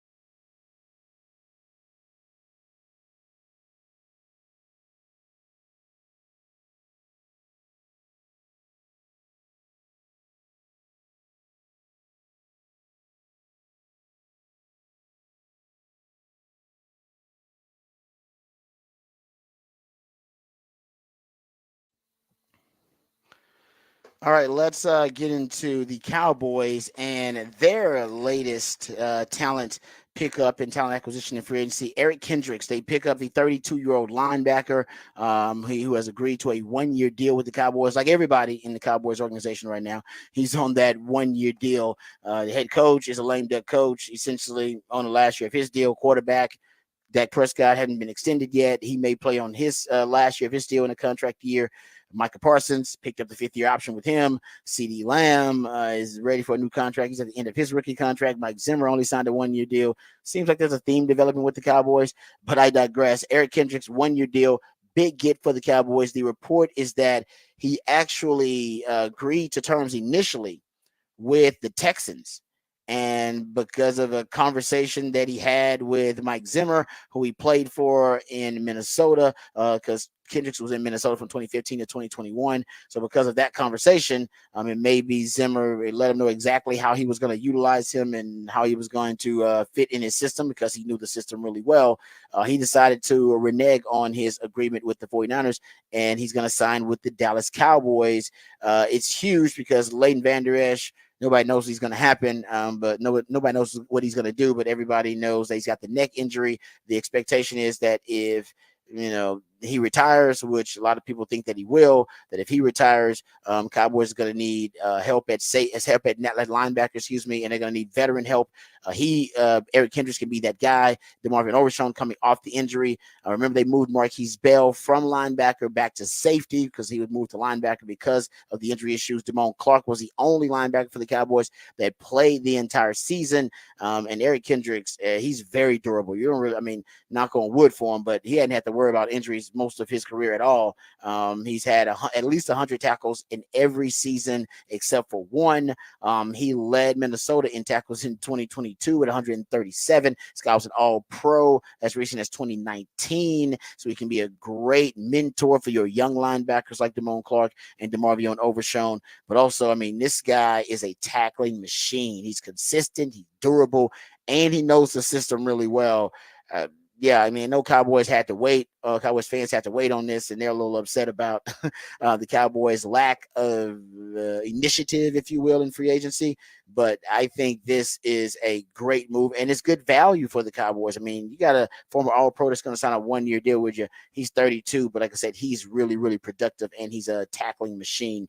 And he fits well in the scheme. And Mike Zimmer's scheme is very different from Dan Quinn's scheme. And that was one of the concerns, right? It's like, man, this is a drastic shift from Dan Quinn's system. Dan Quinn's system was a hybrid system. It was a multiple system on defense, which, was all about pre-snap disguise and all about deception and disruption. Dan Quinn's defense, in terms of the fronts, you had more twists and stunts up front than any team in the league under Dan Quinn. So they were top 5 in that rate year after year in terms of the twists and stunts they ran up front. That was all the confused blocking schemes. They were also one of the league leaders in pre-snap movement, pre-snap shell disguise with their safeties, because they played 3 safeties, which is also something unique to Dan Quinn's Dallas defense, that they played more 3 safeties than any team in the league. A lot of rotations, pre-snap and post-snap, which are safeties, to try to confuse the quarterback. So the quarterback has a different picture pre-snap than he does post-snap. And all of that and then you got hybrid players like a Micah Parsons, guys you can move around, J-Ron Curse, and that's to give the quarterback false keys about who's lined up where and who has what responsibility. So it really puts a lot of pressure on quarterbacks. It discombobulates and confuses QBs, which is why they cause a lot of turnovers, right? They force a lot of turnovers. They have a lot of takeaways because quarterbacks pre-snap and post-snap, they make the wrong read, throwing to the wrong player, throwing to the wrong window. Your RPO reads may be off because he'll mix with the box count because of the rotation of the safeties. So you thought you had the numbers advantage in the box, but you actually didn't. So you're throwing when you're supposed to hand it off. You're handing off when you're supposed to throw. All those things, and confusing the blocking scheme up front with all the twists and stunts. Those are all meant to disrupt, confuse, and create chaos. And that's what Dan Quinn's defense is really good at, creating that chaos, and then they benefit from it by creating turnovers and getting a lot of pressures and sacks. And to eliminate really all of the advantages of a Dan Quinn defense, you just want to run at it. Right, that's what we found out the Dallas's version of the Dan Quinn defense. You just want to run at it because it is a defense that is built to stop the modern passing game. That's why you got 3 safeties. Why you got hybrid athletes twisting stunts up front to stop the run on your way to the quarterback, because that's our top priority. All of those different, and they play a lot of man coverage, right? Playing a lot of man coverage so that they could play bump and run on the outside. Throw off the timing of the receivers. All of this is meant to work in synchronicity. And there are these situations that exist within the structural integrity of his defense, and it causes, like I said, a lot of chaos, and chaos is good for the defense. When you just run at Dan Quinn's defense, run downhill on it like Arizona did, like the Packers did, like Buffalo did, when you do that, it has problems because Dan Quinn, especially when you had injuries at linebacker, he couldn't match up personnel-wise. So that's why he kept throwing sub packages at, power run games like the Packers and like the Bills when they were running power packages at him. He was, adapting, or he was countering that with personnel groupings, with sub packages. And that's just not going to work. And the hybrid athletes that he has are at a disadvantage, right? Micah Parsons, elite pass rusher, but an average run defender. Right, maybe even below average as a run defender. So let's make him a run defender, and let's eliminate our quarterback having to process pre-snap and post-snap by just handing off the damn football. Let's eliminate any confusion in pass protection with the twists and the stunts by just running the damn football right at the Cowboys. So that's the counter against Dan Quinn type of defense. And Zimmer won't have to work on, because Zimmer's defense is not as volatile. It's not as malleable. It's not as multiple, and that presents other problems. But there's more stability, right, within the kind of framework and structure of the defense. Now, it may not cause as many turnovers and force as many turnovers and create chaos like a Dan Quinn defense, but it's still a really effective defense. It starts with, he likes corners, right? He likes corners to play man to man. That's one of the similarities they have. I remember the quote from Mike Zimmer saying, "You can find a cover 2 corner anywhere. I can go down to 7-Eleven in Bloomington and get one of those." Essentially, he's saying, no, I need corners that can lock up man to man. Cowboys have that. So that is actually one of the traits from the Dan Quinn defense that will translate and should translate. There's also the disguise coverages. Mike Zimmer loves to disguise coverages. Now, with Dan Quinn, he was all about disguising pre-snap and post-snap. That is also a trait that will carry over to the Mike Zimmer defense. But you're going to get a lot more too high shell safeties with the Mike Zimmer defense. With Dan Quinn, you got what they what they call middle field closed. Middle field closed means there's one safety in the middle of the field, which means it's a single high look. That's what you got most of the time with Dan Quinn, because he was playing cover 3. Pattern match cover 3. They played that at a 33% rate, or they were playing cover 1. All those are single high safety looks. Cover 1, which is one safety in the middle of the field when you're playing man to man. Cover 3, deep thirds for the 2 corners and for that deep safety. That's 63%, damn near 64% of all of your coverages for Dan Quinn. Single high. So a lot of middle field closed looks with Dan Quinn's defense. But Zimmer has a lot more balance and variety within his coverages. So your cover 0 will go down because Mike Zimmer plays less cover 0 than Dan Quinn. Dan Quinn, he'll just play cover 0 every now and then and lock everybody down and blitz the QB and force him to make a quick decision. Your cover 1 rates, because the Cowboys were top 5 in the NFL in man coverage rates, that's going to drop under Mike Zimmer. You might even cut that in half, actually, in terms of cover 1 overall. You have pattern match coverages, which basically is a zone that turns into a man coverage, and that you'll get a lot of that with Mike Zimmer too. You'll get pattern match coverages. Your cover 2 rate is going to increase with Mike Zimmer, rather than from Dan Quinn, who wasn't a huge fan of cover 2. Your cover 3 rates, as we point out, that's going to drop because Dan Quinn loved playing cover 3. That was arguably his favorite coverage. Your cover 4 rates are going to drop under Zimmer based on his last 2 years. Your cover 4 rates are going to increase under Zimmer. He likes those 2 high shell looks with 2 deep safeties. That's your cover 4s. That's your cover 2s. That's your cover 6, which also will probably increase under Zimmer. He likes cover 6, which is quarters to one side and halves to the other. And Mike Zimmer loves to mix up coverages more. So Dan Quinn didn't mix up coverages as much. He didn't really care if you knew he was in man. He didn't really care if you ended up knowing that he was in thirds or cover three, because he had a lot of faith that his pass rush would get home. And that's why the Cowboys led the NFL in pressure rate, or one of the leaders in the NFL in pressure rate, while Dan Quinn was there. Something else, Dan Quinn liked a lot of multiple fronts, 3 down, 4 down. He'd move guys around, sometimes bump a DeMarcus Lawrence inside, put Micah Parsons on the outside. He did a lot of funky things because it was a multiple defense. You're going to see less of, I would say you'll see less multiplicity with a Mike Zimmer defense. It's still malleable enough, but you'll see less of that multiplicity. He's going to play more what they call an over front most of the time, which is 4 downs with a 3 technique on the side of the tight end on the defensive line. You'll get way more of that under Mike Zimmer than you got under Dan Quinn.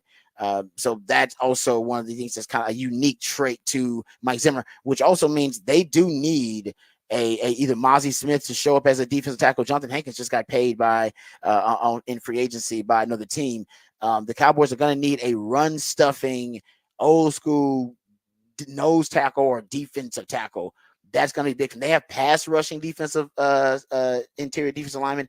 They're going to need like old school run stuffing interior defensive linemen. That's why Tavondre Sweat actually has been a popular mock pick to the Cowboys in the second round of the draft. I don't think they'll go there because they got Mozzie Smith, but just throwing it out there, that could be something the Cowboys look for in the draft because Mike Zimmer needs it. Or they could go to free agency later on in free agency and look for an interior defensive lineman. They're going to need one that's a priority run stuffer or who can be a forced run defender, because right now they don't have that. And I don't know if Mozzie Smith's going to become that, but if he doesn't, they're going to have a hole on that roster and that defense. So that's some of the similarities and a lot of the differences between a Dan Quinn defense and a Mike Zimmer defense. But don't get it twisted. Mike Zimmer's defense is damn good. And what I like about it is when you go track Mike Zimmer's defense against the Shanahan offenses, because he had to face him in Green Bay with Matt LaFleur. So I had to see those Shanahan offenses there. And when he played in the NFC every now and then, when he would play, and I went back and tracked it, when he played a Shanahan offense, he actually had a lot of success, or at least I would say reasonable success versus Shanahan offenses, which is important because they're spreading like wildfire all over the damn league. And by the way, Cowboys, you've been eliminated by a Shanahan offense each of the last, 3 years in the playoffs by the 49ers themselves or by the Green Bay Packers, just to show you how widespread it is. Also, Mike Zimmer will go to base, what they call base, which is four defensive backs, 3 or 4 linebackers. For him, it would be 3 linebackers, 4 down linemen. He'll play base a lot more than Dan Quinn. Dan Quinn hated base coverage. He always played nickel and played more sub packages than probably he should have against teams that wanted to run power. Over his last 2 seasons in Minnesota, Mike Zimmer finished 4th in base defense rate. So they played base defense at a top 5 rate in the NFL. You don't see that a lot these days. That's why I think he also kind of matches up with some of those Shanahan offenses very well, because those Shanahan offenses at times, they'll work from power personnel packages, 12 personnel, 1 back, 2 tight ends, 21 personnel, 2 backs, 1 tight ends, 20 personnel. They'll work from those power sets. And at power sets, you want to counter with your base. You get in trouble when your rush defenders are what you pass defenders, which is what a Shanahan offense is going to try to do to you. Mike Zimmer has been really good at being able to counter that with some of the adjustments that he made. So there you go. That's the rant and a little bit of a breakdown about Mike Zimmer's defense, similarities and differences between he and Dan Quinn's defense. But Eric Kendricks, either way, that guy can play in any defense. That's why he is. And by the way, this might be the best defense for him to play in, which is why he decided to make that move. Yeah, it'll be good. Right. It'll be a good signing. It was good stuff there. Great signing. It's a good signing. It's a great signing. I did see Hankins. I don't think is signed anywhere yet, so he could still be brought back. I believe he hasn't signed anywhere. I just checked. I kind of like his name is probably brought up in rumors and has probably been rumored to be gone, but he has not officially signed anywhere yet. So then he would be a great pickup. So that would be somebody that if you're not able to get anybody else, it would be very good to bring back to get somebody in there. But yeah, good stuff there, Rod.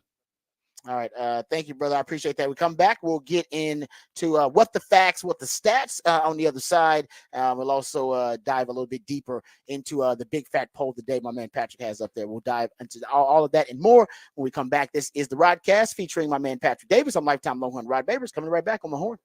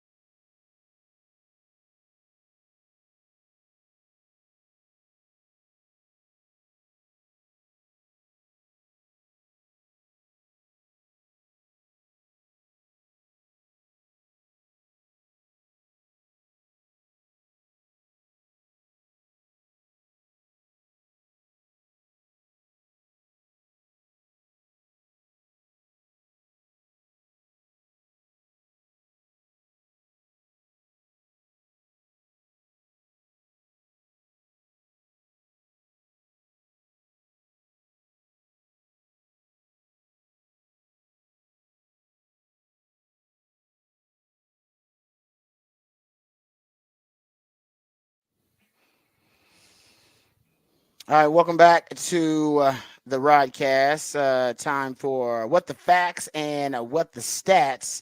Here, before we get into that big fat poll of the day, you can go to the text line 512-447-3776. That's the number to the text line. There are two questions my man Patrick put up there for you because, and actually one is linked to the musically themed day of the week. Since one is linked to our musical theme day of the week, which is New Theme Thursday. The new theme is Pi 3.14, and it's 314, of course.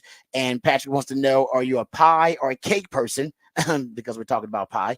And also, in addition to that, he wants to know who is the best true sophomore. Is that what you basically are asking? So not redshirt freshman, but a sophomore. Basically, sophomore period. Yes, sophomore period. Or sophomore. Yes. All right. Who's the best sophomore, or who do you expect as a sophomore to have the best season for Texas? I think that's kind of the best, better way of putting it. I have thought about this, and I guess maybe from a selfish perspective. I'm going to go with either Derek Williams on defense, or that's good. I'm gonna stay with. You know what? I'm gonna go in the secondary. I'm gonna stay in that. I'm gonna go Derek Williams or Malik Muhammad. Yeah, those are. Sophomores. Those are going to secondary. They need to have big. They need to get better next season. That secondary needs a big improvement next season. That's the one thing in PK's defense that has not been at the level it needs to be. So if those two guys can, then it'll be a huge coup for Texas next season. A huge upgrade for Tech next season. Yeah. You need breakout. You need a breakout year from one of those guys. If you can get it from both of them, that would be even better. But you definitely need it from at least one of those guys. All right, Noah. So that's the big fat poll today. 512-447-3776. Go check that out. All right, couple of random factoids and stats here in our What the Fact segment. I got this from Tom Haberstroh. Yeah, Tom Haberstroh. So I'll give him props for it.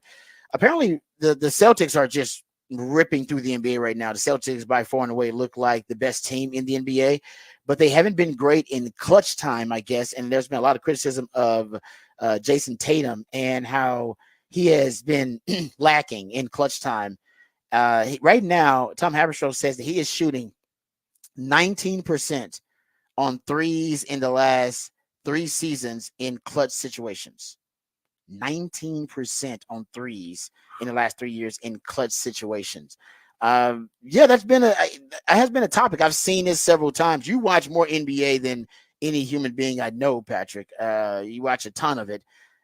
Is that the issue with the Celtics? Are they just, when they are almost kind of like the Mike Tyson thing? They basically been knocking out teams so early in games that it doesn't get to a clutch situation. But when they get to a clutch situation, then they're not great. Is it just because it's a small sample size of clutch situations this year? Are we talking about something that's existed with them for a few years now? It's just only an outlier for this year. It's existed for a few years, and I think one of the big issues they've had is that Jason Tatum doesn't want to take over the moment, and especially as a guy who really tries to make himself Kobe.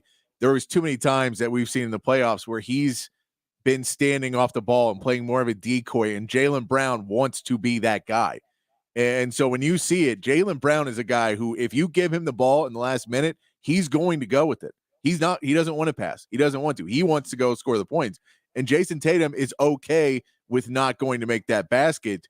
And so when you look at it, I think they're putting the ball not in their best player's hand. And, you're not necessarily setting up an offense to get the ball into his hands. So until they can fix getting Jason Tatum to be the guy in the fourth quarter and get him into that Mamba mentality that he says he wants to have, they're going to continue to have issues of teams understanding that Jason Tatum is going to sit back and he's only going to shoot if you give him a wide open 3 at the end of those games. Now, he may step into it this season. It may be as they get into the playoffs, he'll go. But they look right now as one of those teams that's a regular season team.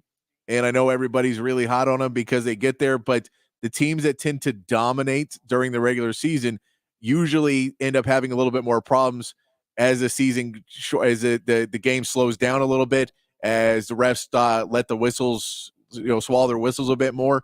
Those teams will have a little bit more of an issue coming down to it. So for the Celtics, they added Kristaps Porzingis, which is a good addition. He's played well. If he can stay on the court, they'll probably do better than they did last season. However, This is a team that is, I think, worst case scenario, you're looking at them for what they've done this season, for where they've been. They have to be in the finals, and I think they have to be competitive in the finals for this to be any sort of not a failure for the Celtics this season.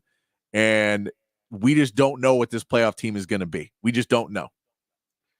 Jason Tatum's field goal percentage in clutch time the last 3 years, 37%, which was 37th out of 47 eligible NBA players to be considered for the criteria for that stat.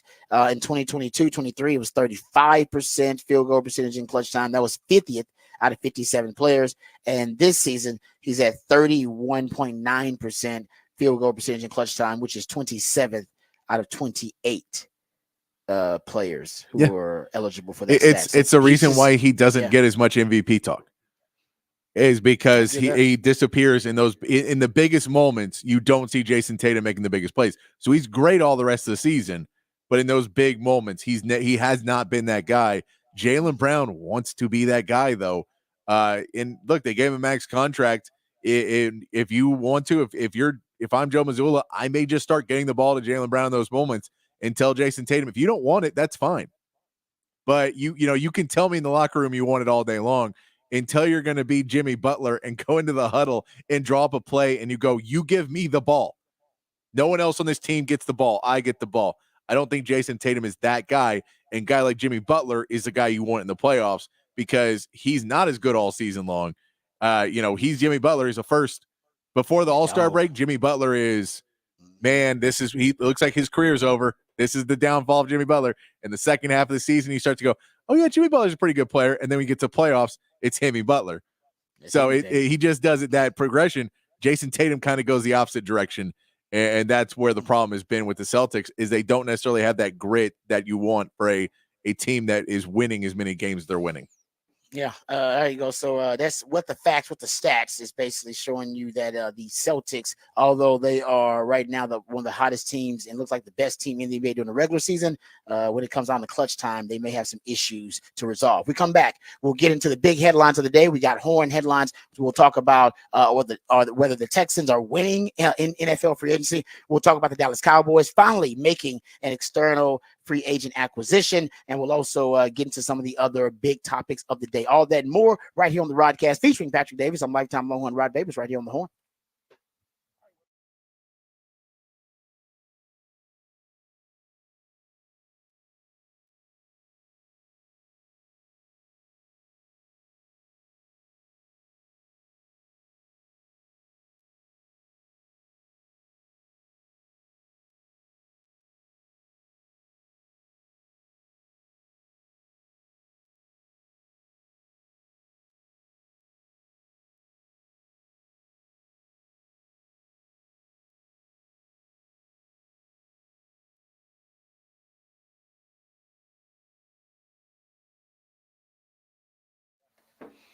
Hey, what's up, folks? Lifetime Longhorn Rod Babers here. Let me tell you about my friends over at Apple Leasing. Now, if you are right now in your car, maybe you're sitting in traffic thinking about your car, thinking about how old it is, how it doesn't really fit your lifestyle anymore. Maybe you need a bigger automobile because your family's getting bigger. Whatever the reason that you're thinking about getting a new car, you need to let my friends at Apple Leasing help you navigate that process. We know that the car industry can be a really difficult one, can be a stressful one to try to navigate, and you need an advocate, someone on your side trying to get you the best bang for your buck, to get you the best value. My friends at Apple Leasing understand that your time is valuable. Time is money, and they want to save you both. They're going to save you time, save you money, and find you tremendous value. And all it takes from you is one phone call or one click on Apple Leasing's website, and you'll get a quote on any make or model vehicle that you want. They can even give you an estimate on the value of your trade-in right over the phone. The professionals over at Apple Leasing can help you get the price you want, the payment you want on the car that you want. You call them, you give them the specifications, what kind of color,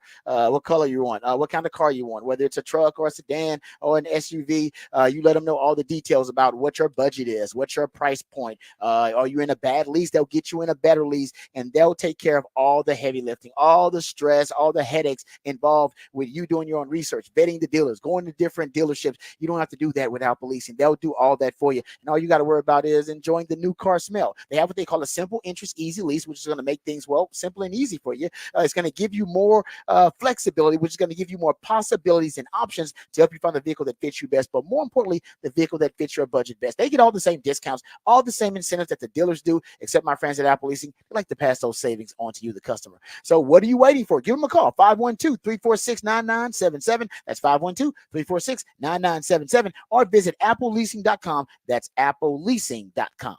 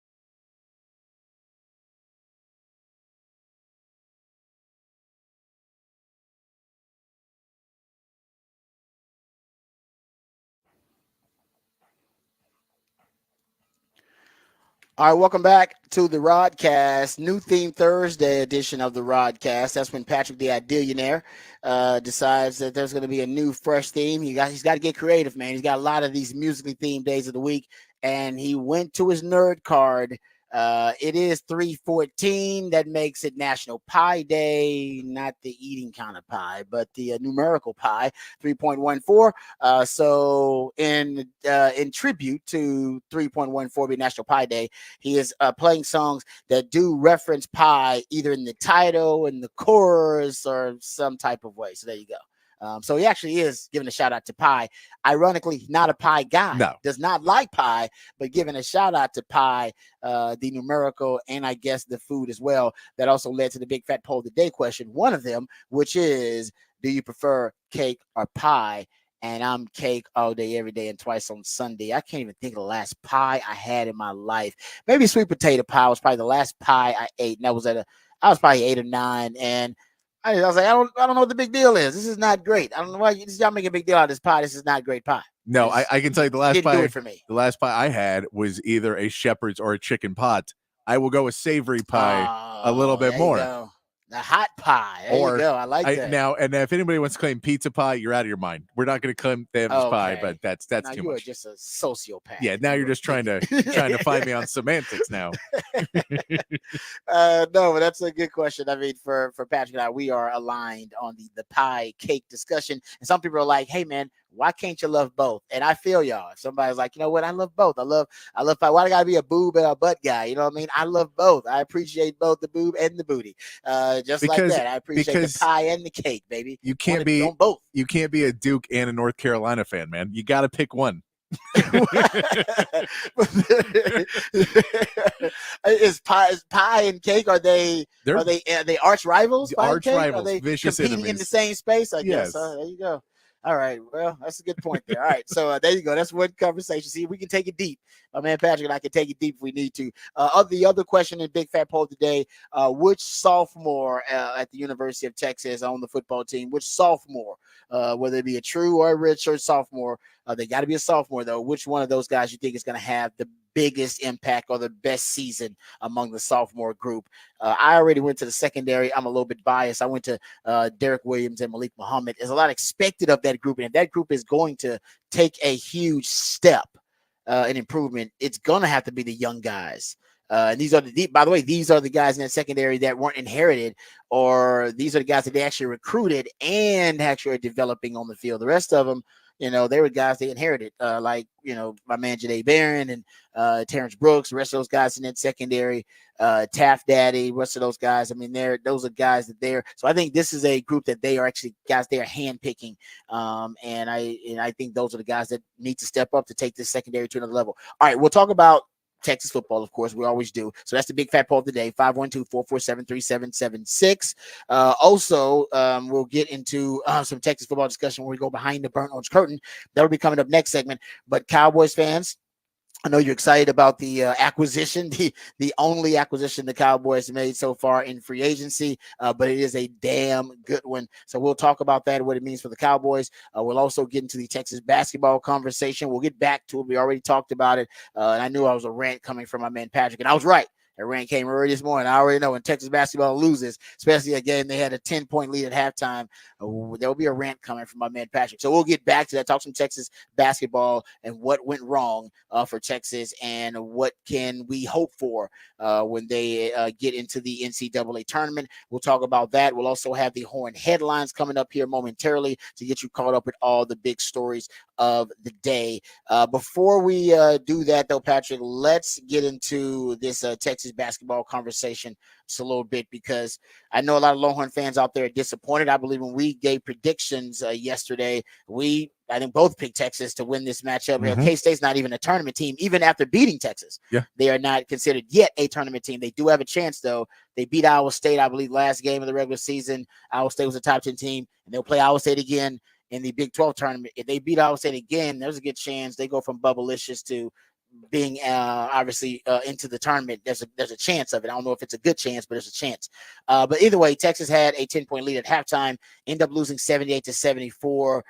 Max Aisman's lead them in scoring with 26 points, and he got hot late in clutch time for Texas to make that game a tight game down the stretch. But Texas had surrendered that 10-point lead by the midway point of the second half. The story being Dylan Dessou being in foul trouble, only 9 points, 9 rebounds for him. Got his fourth foul midway through the second half. That changed the entire tone and really changed the entire course of the game. Yeah, he picked up his third foul. He picked up two just not great offensive fouls, not great calls on offense. He picks up the two there, has to sit on the bench, comes back in, dives for a loose ball. They say he went at the legs. He picks up his fourth, has to go back on the bench. And in reality, it was this Texas team does not really have an identity if Dylan Dessou is on the bench. No one is, the spacing on the floor is not enough. We were hoping Dylan Mitchell was going to get a 3-point shot at some point. He does not have a 3-point shot. So even though he was playing really well early, when you were putting him on the court with other players like Caden Shedrick or even, or Zarek Enigma, who came in a little bit, if you put him out there with a smaller lineup, that, they're just getting beat inside too much. So you have to have another guy in there. So Dylan Mitchell playing with Caden Shedrick, it just didn't work because they weren't able to spread the court. Guys were just loading in on the butt and down in the interior, and it made it so the passes inside, you weren't able to make the same passes, the same attacking they were doing in the first half. They were attacking the basket in the first half, points in the paint. That's what Texas has to do. They're not a great three-point shooting team. When they start shooting threes is when the guard play starts to suffer. They don't go inside. They don't try and initiate contact, and they start to play outside. And it's two parts. One is because there isn't spacing on the court anymore, so there is basically always a defender or two that's already down in there. But you still have to kind of go do it because you understand, even if you go into mid-range shots, just shooting the threes that they've been shooting does not work. They continue to try and do it. The players still think those are shots they're going to hit because they hit them in practice all day long, but they're not going to go in the games. Tyrese Hunter falls off after having a great game the game before. He ends up hitting 3 of 4 free throws, but does not get a shot, does not hit a field goal in the game. That's a huge loss for you. You only get 8 points off the bench, 9 points off the bench. That's a big problem when Dylan Nassau goes down. Your points in the paint, you basically had them all in the first half. Those would just drop drastically in the second half. And you didn't force as many turnovers in the second half. Your defensive ability, and part of that goes into if your offense plays poorly and you're constantly playing transition defense, you're going to have a worse time trying to play defense. So they go hand in hand. In basketball, it's really hard to play really good defense if you're constantly running out after a missed shot, and you're constantly running out. The offensive rebounding, they only had 6 in the entire game. The guards are not crashing the boards enough and go and get those offensive rebounds. All of those it adds up and turns into a thing that unfortunately had a game ref by Doug Sermons, who's a bad official, and it ends up that Dylan Nassau has to sit most of the game on the bench. And this roster was just constructed in a way that they were hoping to get more out of Tyrese Hunter. They were hoping to get more out of Max Asmus. Those guys have not provided in those moments when Dylan Nassau's on the bench. And it puts you in a position that if the matchup's not good for Texas, then they're going to have issues. Kansas State is big enough and tall enough to give Max Asmus and Tyrese Hunter fits, because if they have a couple guards that are 6'3" and above, those two guys just play much worse. Yeah. They need to play against guys that are their size, and it just ends up that, at a certain point you have to attack the paint and draw fouls. They were calling fouls yesterday. They did it in the first half. Max Asmus was driving to the paint in the first half. I was so proud of him because he did get to the free throw line in the first half. He did go in and create contact a couple times. He did it once in the second half, and I thought he was going to keep going to it. He stopped going to it. He got 2 points from going to the paint in the second half. But it was just, it's in the reality of there's only so much you can do if you're this Texas team. They're just not talented enough this season. They don't have enough depth on this team this season. It is what it is. At a certain point, you just have to look at this roster and understand if Dylan Nassau is not playing, this team is going to be in trouble. And if Max Asmus is going to be, if you're going against a team that has bigger guards, athletic defensive guards that will body you and do whatever else, then this Texas team will have struggles with Max Asmus and Tyrese Hunter as well. Yeah. I think your point earlier was probably the most astute, was that they don't have the depth. No.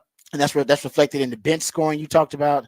That's what's reflected in their lack of an identity when Dylan Nassau goes down, but when he's out of the game in any capacity, whether it be an injury or whether that be because of fouls, trouble, whatever it is, the situation, they don't have anything to fall back on, because that makes Max Asmus so easy to defend when you don't have Dylan Nassau, who's a 3-level scorer there, to just open up the floor and create space and create problems for the defense.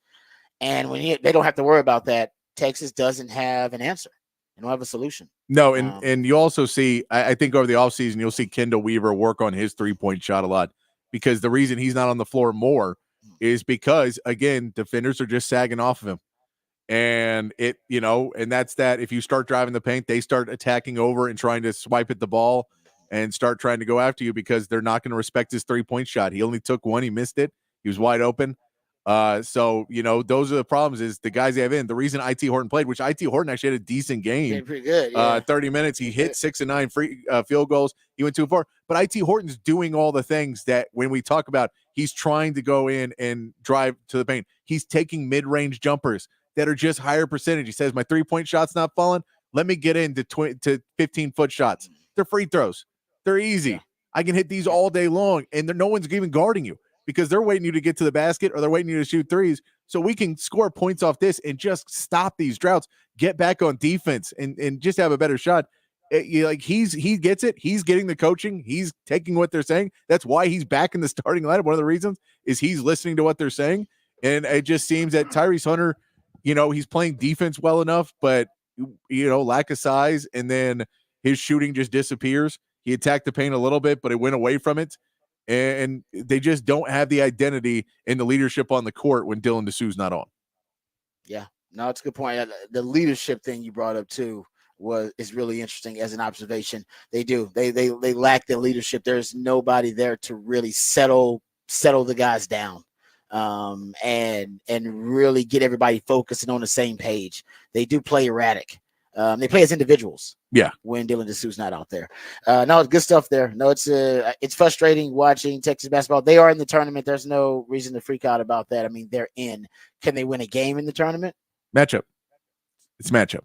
It's at this point, you have to go it. If you get against a team and they put you against somebody where their smallest player is 6'3", and you realize they have a 7-footer inside, it's going to be a hard one for Texas. But if you go up against a team that's fast and they like to, okay, yeah, we can run with you. We can run with you. Yeah, it's a good point. No, I agree with you on that. So we'll see from Texas if they get a favorable matchup in the tournament and everything's said and done. K-State's going to play Iowa State, I believe, tonight, if I'm not mistaken, in the Big 12 tournament. All right, Longhorn fans don't care about that. But either way, Texas basketball. And let me just, again, for the text line, remind people, Texas has a top 10 recruiting class next season. Rodney Terry is a good recruiter. They lost 2 money, again, where everybody says Texas can buy whatever they want. They lost 2 money to recruits. AJ Johnson and Ron Holland both left there. So he's recruiting. That's not the issue. If you want to get mad, you can get mad at everybody in the staff for the bad scouting. You can get mad at the scouting department. You can look at Chris Ogden and say, hey, man, you got to improve. You're the general manager of this team right now. You need to improve the roster construction. And Rodney's part of that too. I'm not giving a pass on that. He's part of that too. But we can look at all of this, and we can stop saying Jay Wright is coming to Texas. Stop saying it. He has already said he's done coaching. He's not coming. He never was. Stop saying he's coming. He's never coming. I get it. It drives me nuts because everyone's like, well, we could have just hired Jay Wright. Is he the guy? Because, I mean, Texas football does this too. Or at least they did. We got Sark now, so that doesn't happen. But when you're going through coaches, I mean, same coaches, Nick Saban kept coming up. I mean, there were like three different times where Nick Saban was going to be the next head coach at Texas. No, I'll tell you this: the next time Sark loses a game, Nick Saban's coming up again. Well, he's retired now. We can go get him. Honestly, it's funny because it's true. It's actually there'll be a couple of fans like, man, well, what's Nick Saban doing? It's like he just lost 1 game. Calm down. But no, your point about the roster construction is right. I mean, that's why ultimately it was a flawed miscalculation of the roster building for Texas and I think how they put it together. And it was reality. It was Ron Holland. So they knew they were losing AJ earlier on. That was about 2 weeks out, but they couldn't get another top recruit. Everyone's already committed. So you were like, okay, we kind of need to address that. When Ron Holland left, that was all, you're just trying to figure out what you can do at that point. Yeah. And Max Asmus is that point. We have to have scoring. Ron Holland was supposed to be the scoring. We have some defenders. We have some other guys. But we need more scoring. And that's where you go get the best scorer in the league, and you hope he can fit in. The other team that Max Asmus wanted to go to, Kansas State. That was the other team. So he was going to be in that game yesterday no matter what. But but it ended up being that he came because Texas needed a scorer. That's who they went with. And it just hasn't worked out fully the way you were hoping that it would work out, where he was going to be a prolific scorer in Texas. And he's been an okay scorer. But if he's your number one when Dylan Dessou's not on the court, that's a problem. Yeah, no, it's good stuff. All right, we'll talk some more Texas basketball later on in the show. Before we get to the Cowboys and their latest and only acquisition in the free agent market so far, let's get to the Horn headlines, and then we'll talk some Cowboys. What's going on? Let's get here from my man Patrick with the Horn headlines. All right, your Horn Headlines brought to you by Top Gun Rentals and Lawn Equipment. Texas men's basketball dropped their opening game of the Big 12 tournament last night to Kansas State, 78-74. Dylan DeSue was forced to sit most of the second half in foul trouble, but Max Asmith tried to lead a last-minute comeback with 2 big threes. However, it was not enough. Texas will get some much-needed rest as they await selection Sunday, expecting to be an 8th seed. The Mavericks beat the Warriors 109-99 with Kyrie Irving leading the way with 23 points, 8 rebounds, and 10 assists. The Mavericks are back in action tonight as they take on the Thunder in another important matchup, trying to get above the 7th seed and avoiding having to participate in the play-in games. In the NFL, the Cowboys finally made a free agent signing, bringing in linebacker Eric Kendricks. Kendricks is familiar with Mike Zimmer's defense, playing under him in Minnesota from 2015 to 2021. The signing is said to be for 1 year, helps fill the hole left by Leighton Vander Esch, who's expected to retire due to injuries in the coming weeks. And that is your Horn Headlines.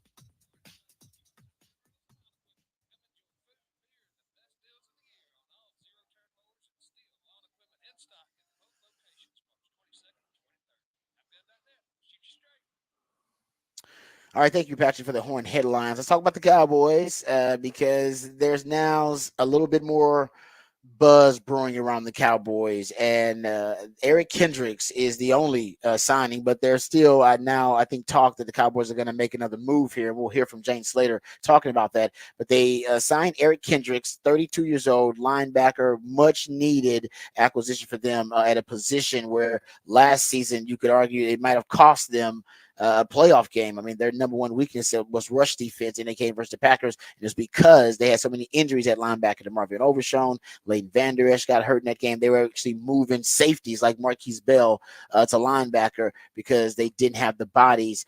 Bringing in Eric Kendricks, a guy that's had I believe a 100+ tackles in every year that he's been in the NFL, except for one, had 117 tackles last year. He's a tackling machine, 137 tackles total in 2022. So he is still really, really productive. He knows the Mike Zimmer system because of their time together in Minnesota in from 2015 to 2021. He was with the Minnesota Vikings. And yeah, he chose the Cowboys and chose that Mike Zimmer system, even though he was initially agreed to terms with the 49ers. He reneged on that promise after being convinced by Mike Zimmer, who somebody, by the way, he criticized Mike Zimmer when he was with the Minnesota Vikings. He once, I don't know if it was a direct criticism, but when they asked him about, a new coaching staff, when they were getting the new coach there, when Mike Zimmer was ousted, he said, I don't think it's good to operate with a fear-based mentality within an organization, essentially implying that Mike Zimmer operated with a fear-based kind of leadership strategy there, and that was kind of his leadership style. Either way, whatever, that didn't matter. He still, maybe that was Mike Zimmer as a head coach, but Mike Zimmer as a defensive coordinator, he certainly wants to play for him. That is the case. So he'll be on a 1-year deal with the Cowboys, which seems to be a theme, right? Dak may be playing in a contract year on his last year of his deal. Micah Parsons, the 5th-year option. CD has yet to be re-signed. Zimmer's on a 1-year deal. Mike McCarthy's a lame duck coach in a contract year. Seems like everybody is dealing with that urgency with the Cowboys because everybody's in a contract year. But I love the signing. I think it's fantastic for the Cowboys. It really is. And it's a natural fit. And I do believe for Mike Zimmer, it really could stabilize the entire defense. I mean, you got a good secondary, you got to get safeties, you got to get good corners, you got to get edges with DeMarcus Lawrence and Micah Parsons. Really, what's hurting right now is the nucleus and the guts of your defense. That's where you really don't have proven commodities. I think now this is a proven commodity there. Yeah, and it's definitely with Leighton Vander Esch. We know what he was able to do to help out this defense with him not, probably never suiting up for the Cowboys again. You need to find somebody in there to help lead the defense that can really be the eyes and ears to help, where, your top linebacker / D end is going to be Micah Parsons. You need that linebacker who can sit back and read the defenses a little bit better. And Mike Zimmer trusts Kendricks. And I think that's kind of one of the reasons he sold him on it was, no, you're going to be one of the leaders on this defense for helping me teach these young guys, helping me get these guys set in the positions where they need to be. And you talk about the dividends you can pay early in some matchups that are going to matter when you're talking about all of your division rivals trying to make big off-season acquisitions. When you're playing those guys and you have those games early in the season, having a defensive player that understands what the coach is trying to do, when maybe your defensive tackle or maybe your outside linebacker, whoever maybe is missing what they're seeing, or maybe a DB isn't making the switch right, to have someone out there who may be able to yell around a little bit more and get guys to figure out what's going on would be a big addition for the Cowboys. Yeah, no, that's really, really big. James Slater, actually, this is prior to the Eric Kendricks signing. So she may have been talking about this, but she also points out a couple other things about the Cowboys and a little nugget about someone else they're interested in. So here's James Slater on with NFL Network talking about what's brewing with the Cowboys. This is my annual reminder that I do not own the Cowboys, nor does Jerry Jones listen to any input I have. I always love free agency and Twitter during this time. But to be fair, look, if you're a Cowboys fan and you've been paying attention over the years, they are not big movers and shakers on day 1 and 2. Now, on day 3, things always start to get a little interesting. I do believe that they are working on something today. Our own Ian Rappaport talking this morning about A.J. Dillon having an eye on the Cowboys. I believe the feeling is mutual right now. So let's see how this shakes up. That would certainly make Cowboys fans happy. Why is A.J. Dillon a good fit for Dallas? Let me explain. That what they've been missing in Dallas is a big-bodied guy since Ezekiel Elliott left. This is a powerful inside runner. He plays better downhill, not sideways, and he has excellent awareness on blitz pickup. Then go pair him with a rookie in the draft. Let's talk about some of those rookies that might be interesting. Now, I don't anticipate the Cowboys are going to go a day 1 running back. I think there's some value in the second round, but let's see where this shakes out for some of these guys. How about Jalen Wright out of Tennessee? He's got patience, acceleration. He can score from anywhere on the field. Jonathan Brooks out of Texas. We've talked about him. I know there's some concerns about the ACL injury, but he's got vision. He makes cuts and he's got bursts and acceleration. And one more that I want to throw out there for you. How about Trey Benson? FSU creates a lot of big plays with the ball in his hand. And again, I think what the Cowboys are looking to do here is try and replicate a Tony Pollard, Ezekiel Elliott situation. A lot of fans upset they didn't go and spend all of that money on Derrick Henry. He was just too rich for their taste. So they want someone that's going to be, I think, somewhere in that 3 to 4 range. Remember, I told you they were kicking the tires on Zach Moss. He ultimately ended up going with Cincinnati. But I think A.J. Dillon will be very intriguing here. And then you go and draft a younger, more explosive guy. But you need a really big body guy there, specifically when you consider they're also working with the departure of Tyron Smith here, and they've already lost their center. All right. See, I like the big body thing, especially when you're talking about the comparison to Zeke. They had issues with short yardage and goal line situations last year.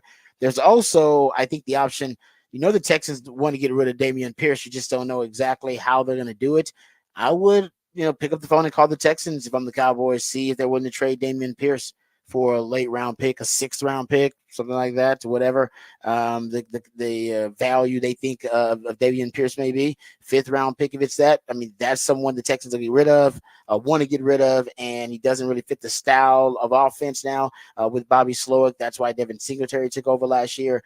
He may fit better with the Cowboys potentially. I mean, he was one of the better rookie running backs in the league, actually. And now he's kind of wasting away on the bench for the Texans. Yeah, I think especially now that they signed the Joe Mixon from Cincinnati. Yeah, especially considering I believe Dallas got a compensatory 5th round pick coming to him this year anyway. So if you say they get a compensatory pick, then you go, okay, well, that 5th or 6th or whatever you're in that range to give up, that the Texans can understand if they're ready to move on from Dameon Pierce. I think the Texans should try and sign another running back before you completely move on from Dameon Pierce.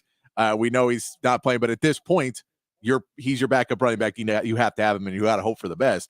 But if you do get another running back signed next to Mixon, then you can go ahead and trade him off, get him to a new land, and I think Dallas would be great for him if they can't get. I mean, he may work with A.J. Dillon too. So either way, whether you're willing to do that, I know Cowboys fans are worried in that the Cowboys have drafted well because they've drafted a lot of times not for need. And this is a draft where last year they drafted for need and they didn't draft well, at least in the first round. And what they said is they did not end up getting the guy that everybody feels was the right guy last season. So I think Dallas Cowboys fans are a little bit more worried about, well, if you're drafting for need and you're trying to not get reach, which Jerry doesn't want to reach, that may be a problem when you're looking for a running back that if you're not willing to trade back up. Now, they could go and prove everybody wrong and go get the perfect running back in the draft. I agree that Jonathan Brooks would be a great addition long-term for them, that if you get A.J. Dillon on a 2-year deal or something like that, and then you bring Jonathan Brooks up, and he can be someone who heals up, and by the time you get to the playoffs, he's starting to hit his form, and now you have A.J. Dillon and him. That could be a really good pairing. I like that one as well. But you just have to make sure you can get one of their top guys, or Trey Benson or somebody else that you can get, and you don't miss out on all of them, and then say, well, we have A.J. Dillon and Deuce Vaughn, and that's our running backs. Yeah. We'll be fine.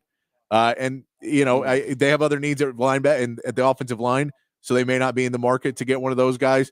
And if you miss on those, then I'm calling the Texans right away and trying to get Dameon Pierce. Even before the draft, I'm calling them and saying, as soon as the second round's over and I don't have a running back or third round, I'm calling them in between day 1 and day 2 and day 3 and saying, hey, would you like to trade that Dameon Pierce guy? Yeah. No, because the Texans don't really need him right now. And I think the Texans will try to sign another back, but they may end up drafting one as well. All right, but the Cowboys, for the second year, I believe, in a row.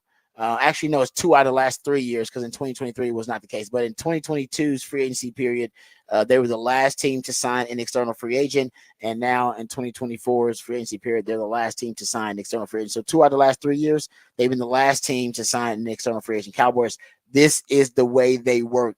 They don't like to participate when everybody's making it rain in free agency in the first couple of days. They want to wait till everything subsides, the frenzy subsides, then they come in with a $1 to get that tip. I am curious too. I'm curious how much it plays into their mind that they can't talk to players in the illegal tampering.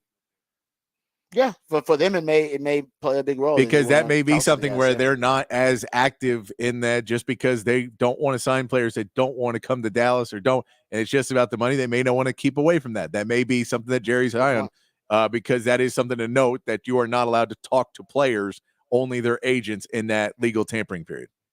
No, that's a good point. All right, we come back. We'll go behind the burnt orange curtain, talk some Texas football. We got Texas spring football coming up, so we'll go over some of the big headlines, some of the guys who are standouts so far in the summer workouts, big expectations for those guys, those young players, and the new players in Texas spring football coming up. We'll get into that and more right here on the Rodcast, featuring Patrick Davis. I am lifetime Longhorn Rod Davis, right here on the Horn.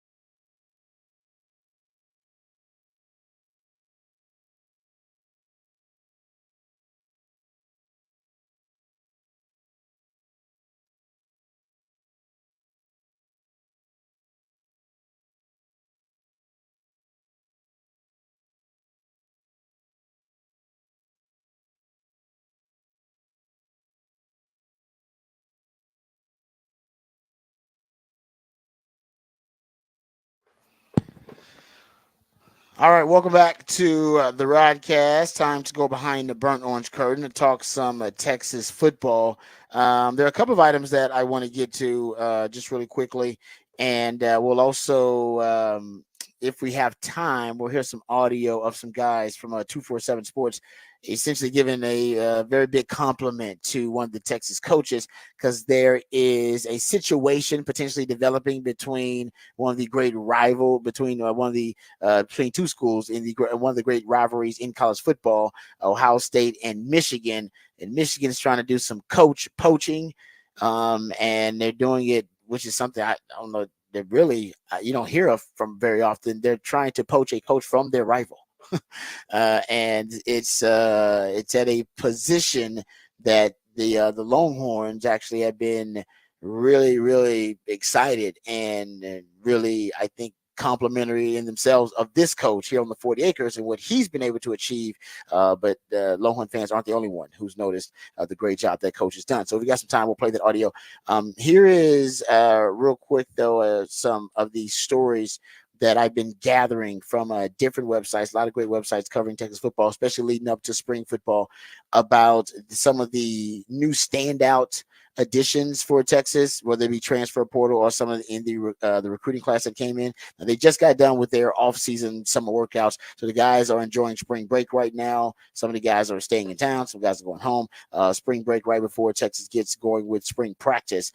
But some of these stories are about the guys who have made an impression already as the latest new additions to the team. Trey Moore is somebody who's made a really good impression. There have been really great things said about Trey Moore just in the short time that he's been here, about him being a leader, having a very professional like attitude with the team, just making sure that he conducts himself in a certain way, and it basically he's considered a leader by some. I haven't put the pads on for the team, but just in the way that he conducts himself in the offseason, already showing some of that leadership ability. And by the way, this is when those leadership roles are forged by the team, right? That happens for the guys who lead all the drills, the guys who lead in the workouts. You got to lead by example. You got to go out in the field too, and you got to be a leader by example on the field and make plays and be a good player. But in the offseason, you also got to be the hardest worker on the team. You got to be the one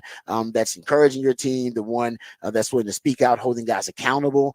If you're one of those guys, then the offseason is when you establish those roles. Anyway, Trey Moore, like I said, I think he's trending in that direction to be one of those guys. Eric and Eileen of Inside Texas said that Trey quote from a source that he has on the team. The sentiment on the team is, if you watch the last 6 weeks of workouts, he's one of the 2 or 3 best players on the team, maybe even the best player on the team. We know he's extremely explosive, works very hard, quiet, puts his head down, still works like he has a chip on his shoulder coming from UTSA. This is a guy that had, I believe, 14 sacks last season, 17 tackles for loss. Texas has not had natural pass rushers like Trey Moore and like Colin Simmons on the 40 acres since Sark has been here. Ethan Burke, I think, has some natural pass rushing ability too. He's going to get better. Barron Sorrell, that is actually the challenge for Barron Sorrell, who's transformed his body and looks right now like an NFL guy. But can he add pass rushing moves to his repertoire? I think he's a really good run stopper, consistent one. Can he add being a impact player, being a havoc player, and having more of those havoc plays? That's what you want from guys coming off the edge.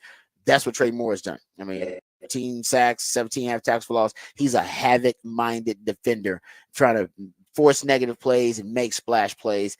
That's what they need more of. And those guys that Texas had on the defensive front who were making the splash plays and forcing the negative plays, they were actually coming from the interior for the last couple of years. Colburn, Ojimo, with obviously this year with Byron Murphy and Tavondre Sweat. But now, my prediction is you'll have more of those splash plays and those havoc plays coming off the edge, because that's where your strength is going to be, and that'll part of that's Trey Moore too. Some of the other reports about players who stood out, some of the new additions, no surprise, I think, to anybody, Ryan Wingo A lot of reports about him. One from Orange Blood saying that he's off to a very good start in his workouts, and that he looks really impressive. That you expect from a level prospect of his ilk. I mean, this guy came in as a 5-star receiver, but the combination of size. I mean, he's 6'2.5", almost 6'3". He's a guy that runs like a 10.5 in 100 meters. We know Sark loves speed, and he's got that. But Sark usually prefers receivers that are smaller, small-ish receivers who have a certain kind of frame. He has a much bigger frame than the usual Sark receivers, but he's a guy that may end up getting sprinkled in like Jonte Cook did this year with his wide receiving core. And that's one of the questions, right? What's going to be the rotations of this wide receiving core? How many wide receivers are going to be in Sark's circle of trust? Usually it's like 3. He's going to expand it this season because of how many high-end wide receivers they brought in and how many unproven commodities they still have on the 40 acres as well. So that's someone to consider. Also, who was also brought up, another player, Xavier Filsaime. And I think the safety rotation, think about it, you had starting safeties leave Texas, like starters. Jaron Thompson was a starter for you that left. I mean, Keaton Crawford started some games, he left. So you have Taft Daddy still here. You have Makuba you brought in who's going to start at safety. You got Derek Williams who's going to start. And they're going to need a 4th safety because Texas likes to rotate. The belief is that Xavier Filsaime is going to fill that role of being that other safety because he's been that impressive. Now, he's a youngster, so, he's going to be drinking through a fire hose, learning the system, learning the fundamentals, learning the technique they want him to learn. But for all the measurables and all the raw materials are there. He's long. He's got excellent wingspan, long arms. He's rangy. He's got foot speed, which is something they're recruiting now because they realize, hey man, we can't develop foot speed, and that's what they lacked in the secondary last year. So he looks the part. How long will it take him to earn the trust of the coaching staff? We'll see how quickly he adapts to the system. But I would guess that by mid-season, he's the guy in that 4th in that safety rotation. Horns 247 reported he's been one of the most impressive, if not the most impressive, Longhorn freshmen during the winter workouts. So that's a guy that's, that if he's showing, that type of promise already in winter workouts, then the physical tools are not a question. All the concern is now is how quickly can he adapt to the system and how quickly can he gain the trust of his teammates and the trust of the coaches. And if he does, that guy's going to play early, just like Derek Williams did. Another player that's getting a lot of love early is Zena Imozulu. He's getting a lot of love. Apparently he's gained a lot of weight, transformed his body. Orange Blood's reporting that he's gained about 35 pounds since his last high school weigh-in at Allen. Now at 6'5", 255. Once again, Texas edges are going to look very, very different in the next 2 years in terms of Patrick, how they're going to change physically, how they're going to look, but also how they impact the games. Yeah, they've definitely been making transformations to get guys into SEC bodies this offseason that you can tell from Savion Red to the defensive line to everybody. It's, offensive linemen, getting those guys bigger. They're trying to get into, we get the Big 12, we had to be a little bit faster. In the SEC, we need to be a little bit bigger. So hopefully we'll not lose a lot of speed, but at the same point, you just have to be bigger to play in the SEC. And it seems like it's a conscious effort on the 40 acres to try and get this team to be in the shape they need to be so that when they step on the field and start playing those, week to week, playing those, and you're playing a Michigan team early on that I know lost a lot of players, but that is a team that was built in Harbaugh's image, which is hard-nosed, grinding team. So even in your non-conference, you are playing another team that is on that style that you're going to have to be big and strong against. And Texas is preparing for it. I think they're doing the right thing, getting guys ready. And the only question you have about putting that much weight on is, can everybody maintain that and stay healthy through an entire season with the extended playoffs and everything else that goes into it now? Can you keep that, can you make sure that all these players are staying on the right diet and everything else throughout the season? But that's one of those, unknown or untalked about perks of NIL, is that these guys now can spend a little bit more money on their own diet and their own body and their stuff on their off time. Whereas before, and especially 15, 20 years ago, it was really hard to have people maintain that weight because, they were trying to say, no, sort of benefits whatsoever. But now, we know they can go in and get, have a dietitian or have somebody and have the Texas kind of help them out and get them meals prepared where they'll be able to eat healthy and not put on weight the wrong way throughout the season that then adds on to an already big frame and really can wear and tear on you by the end of the season. Yeah, the level of play, along with, like you said, longer seasons, but the level of play in the Yes, SEC. I agree. Right? They'll be playing against bigger, better athletes.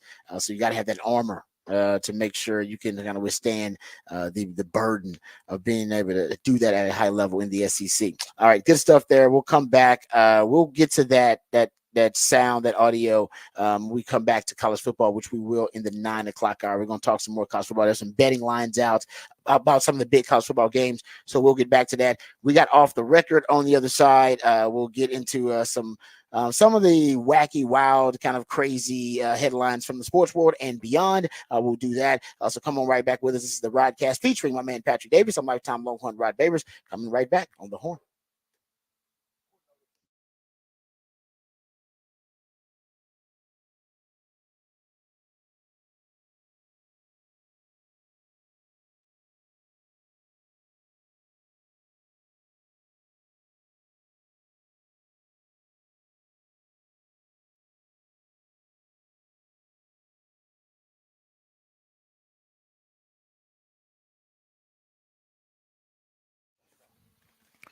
Hey, what's up, folks? Lifetime Longhorn Rod Babers here. Other than the traffic, Austin is a great city. It's actually one of the more popular cities for destinations for people to move, to relocate, and we understand that impulse because anytime you come to Austin, you enjoy the great food, you enjoy the great people, the live music, and you look at all the unique landmarks around the city. You understand what makes it such a beloved city. And one of the things you may not know about those iconic landmarks around the city that make it so unique is that they were created and built by the skilled craftsmanship of Ironworkers Local Union 482. And as the city continues to grow and thrive, so does Ironworkers Local Union 482. And many of the landmarks that we pass around town right now, you may be in traffic right now looking at one of these landmarks or driving by, like the Pennybacker Bridge or DK or Stadium. They were built by our friends at Ironworkers Local 482. And right now, they're actually building more projects right here in Central Texas, and they need more people like you. They're hiring over 3,000 people for a huge project right here in Central Texas.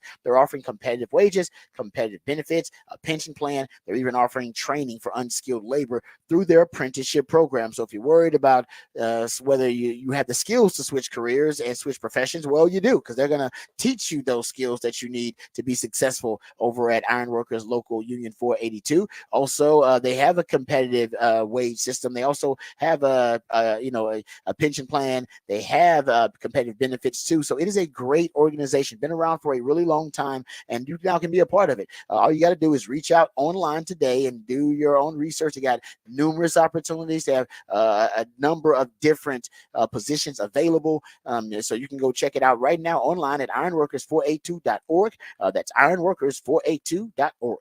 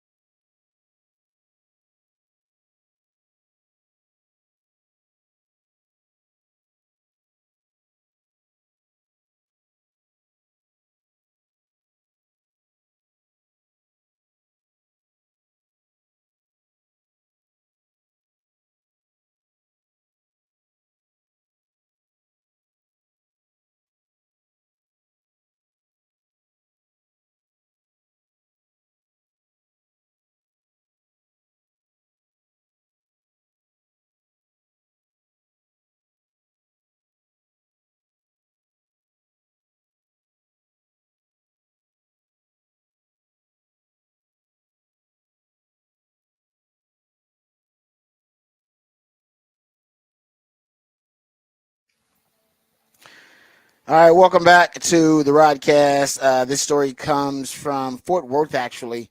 Last year, I believe it was, and this happened last year, but I think the news just broke because the footage went viral. There were tense moments that were captured on camera at the Fort Worth Zoo when a silverback gorilla charged zookeepers who were in the enclosure. The encounter in October was caught on video and recently posted online. The zookeepers entered the enclosure to serve up lunch when the 34-year-old gorilla came out barreling toward them. The two zookeepers were then met with a nightmare situation as they came face to face with the gorilla named Elmo.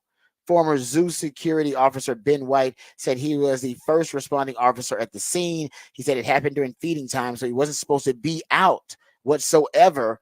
I guess, I don't know, something must have went wrong in the protocol. The video was posted to TikTok and then went viral, getting like 30-something million views. And then he said he woke up to millions of views, and that's just crazy. As the first zookeeper at a doorway called for help, Elmo ran closer to the second zookeeper, who used her training to stay calm. Meanwhile, zoo visitors watched this whole terrifying situation. One witness said that they didn't want it to turn into the Harambe situation where I think the silverback gorilla had to be put down at that Cincinnati zoo in, I think that was 2016, after a kid fell into the pit. Either way, it ended up settling itself because the gorilla was calm enough to give them time to escape. So they escaped with nobody being harmed in that situation. I got a question for you, Patrick. Yes. You had a lot of jobs in your life. Yeah. Zookeeper. Do we not give enough props to the zookeepers out there? Because that is a dangerous job, is it not? Because I guess something went wrong. He's supposed to be locked up. But when you have to go into an enclosure to feed a gorilla, I'll tell you, that's one of the more dangerous jobs, I don't think. And there's something that tells me they're not being paid like a lot of money to be a zookeeper. Maybe I'm off. I'm going to look up zookeeper salary right now. Zookeeper salary. I imagine. Is there enough money to be paid to be a zookeeper? Well, I think you have to love it, right? I don't think you're doing it just Better. like, I don't think that's an odd job you get into. That you've got a lot of jobs. I have, but they were not jobs where they were like specific to, you had to be really, really into the thing. Like, I bet you have to have some sort of degree or something to work with these animals. I don't think it's like a 2-day training window. They're all saying that the zookeeper salary is pretty low. I mean, I'm not joking. I'm seeing sites. I don't know how credible these sites are, but they're saying between like $15 and $20 an hour. That's your zookeeper salary. That's not a lot to almost die. That's not enough. No, that can't be right. No, but anybody know a zookeeper out there? Let me know what their salary. Let me ask you this: how much do you think they're making over at that snake farm down on 35? They can't be making that much, right? No, they can't be making that much. And that seems worse than being at a zoo. Like a zookeeper, you're like, if everything goes to procedure, I'll work here for 10 years and never have a problem.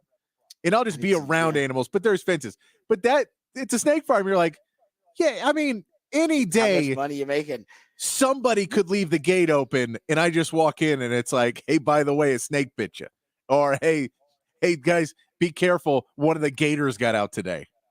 I don't want to work in there. Oh, man. No, I'm seeing other sites that said you can get the zookeeper maybe between 40 and 60,000. So that's good money for a zookeeper, I guess. I mean, I don't know. It depends on what I got to keep. Am I keeping the gorillas or am I keeping some turtles? If I'm watching over turtles or something like that, then you know what? That's great. If I got to watch the gorilla and the tiger, I got to tell you, I need a bump in pay. It should be according to what animal that you are looking after. If I'm looking at the most dangerous animal, I'm going to need to be a highly paid zookeeper. Well, no, and I'm also going to need a little bit of money of how many species poop am I cleaning up in a day? Oh, that's a lot. Just a lot, man. That's what I'm saying. Because if you say, again, if I'm cleaning up turtle poop, doesn't seem that bad. But if you're like, hey, you're cleaning up elephant poop, yeah, I'm out. And by the way, that's not gonna get you paid more money cleaning up more poop. That's not gonna get you a bump in salary. No, I just got curious about how much do kids still aspire to be zookeepers? I'm sure some do. I mean, maybe that's what happens. Like if you fail out of vet school, just become a zookeeper. Oh, that's a good idea. Actually, like you're like, I like animals, but I hate school. Realm. Yeah, you're like, I'm not going to be able to do surgery on animals, so I'll tell you what, I'll just make sure they have food, and that'll get me through the day. When's the last time you went to a zoo? I was a child. I have not been in my adult life. Let's put it that way. I think I went to take a kid to a zoo, but that's the thing. I don't have kids. So if I'm going, I'm either going to be the creepiest or inspiring to somebody who thinks I may be. They're like, look at him out on his date. He's out by himself. Oh, look at the tigers. I don't know. I don't know if I'm going to the zoo alone does seem like one of those weird things. Like, who goes to as a grown person to go by they sell beer at the zoo? They got to now to make some profit, don't they? They got to sell just beer and alcohol at the zoo. Hammered at the zoo. That means you need to re-examine your life goals if you're at the zoo. I kind of want to do that now. Just pounding drinks at the zoo. I just kind of want to do that. It seems expensive, but a lot of fun. Just taunting animals. Oh, exactly. You think you're so tough, orangutans don't you? Getting into it. Ooh, big king of the jungle over there. Oh, man. You get kicked out of the zoo. Wow. That would be a new low for anybody. All right. There you go. That's off the record. We'll come back. We got all the Texans winning NFL free agency. I'm not the only one who thinks that. We'll give the floor to a lot of analysts from NFL Network, from Football Morning in America, or Good Morning Football, I should say. Also, Pro Football Talk. They are the ones claiming that the Texans may be winning NFL free agency. We'll talk about that, and we'll also get back to discussion about the Cowboys and the acquisition of Eric Kendrick. So good news for Cowboys fans too. Even they are now officially in the NFL free agency frenzy. All that and more when we return right here on the Rodcast featuring Patrick Davis. I'm lifetime Longhorn Rod Babers right here on the Horn.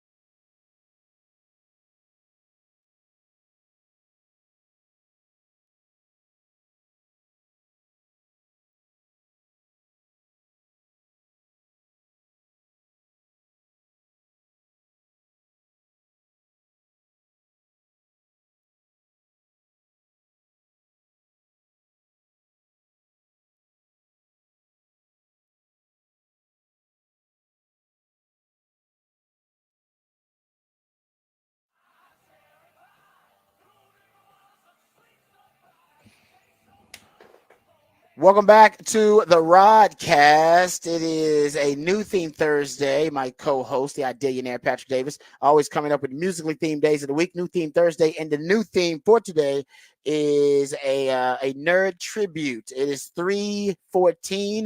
That is 3.14. That is the numerical value for pi. So my man Patrick is playing songs that have pi somewhere in the title or the chorus or a reference to pi. Yes, we know that is the food pie, but of course we are being punny, and that is the connection to the numerical pi, which leads us to the big fat poll of the day. 2 questions. First question is, are you a cake or a pie person? And for me, it's easy. It's all about the cake, man. Mo cake. Cupcakes, wedding cakes, birthday cakes. I'm all about the cakes. Not a pie guy. Just not really my thing. Yeah. And no. Patrick and I are like-minded on that. Like-minded. No, not pie people. Yeah. You got to go cake is the way to go. It's just, it's a beautiful thing. And you can change up the cake. You also can't decorate a pie. No one decorates a pie. No one decorates a pie. Yeah. What do you think about ice cream cake? Is that cheating? Because people put ice cream on pie all the time. They do. I'm not a huge. I'm not an ice cream cake person. I'm not either because I don't eat fast enough. Like dessert, I'm usually not shoving it down, and then it just melts, and then you just got a puddle. It's too much. So I don't. I'm fine with having ice cream. I didn't need ice cream to be in a different shape. Okay. I didn't need that.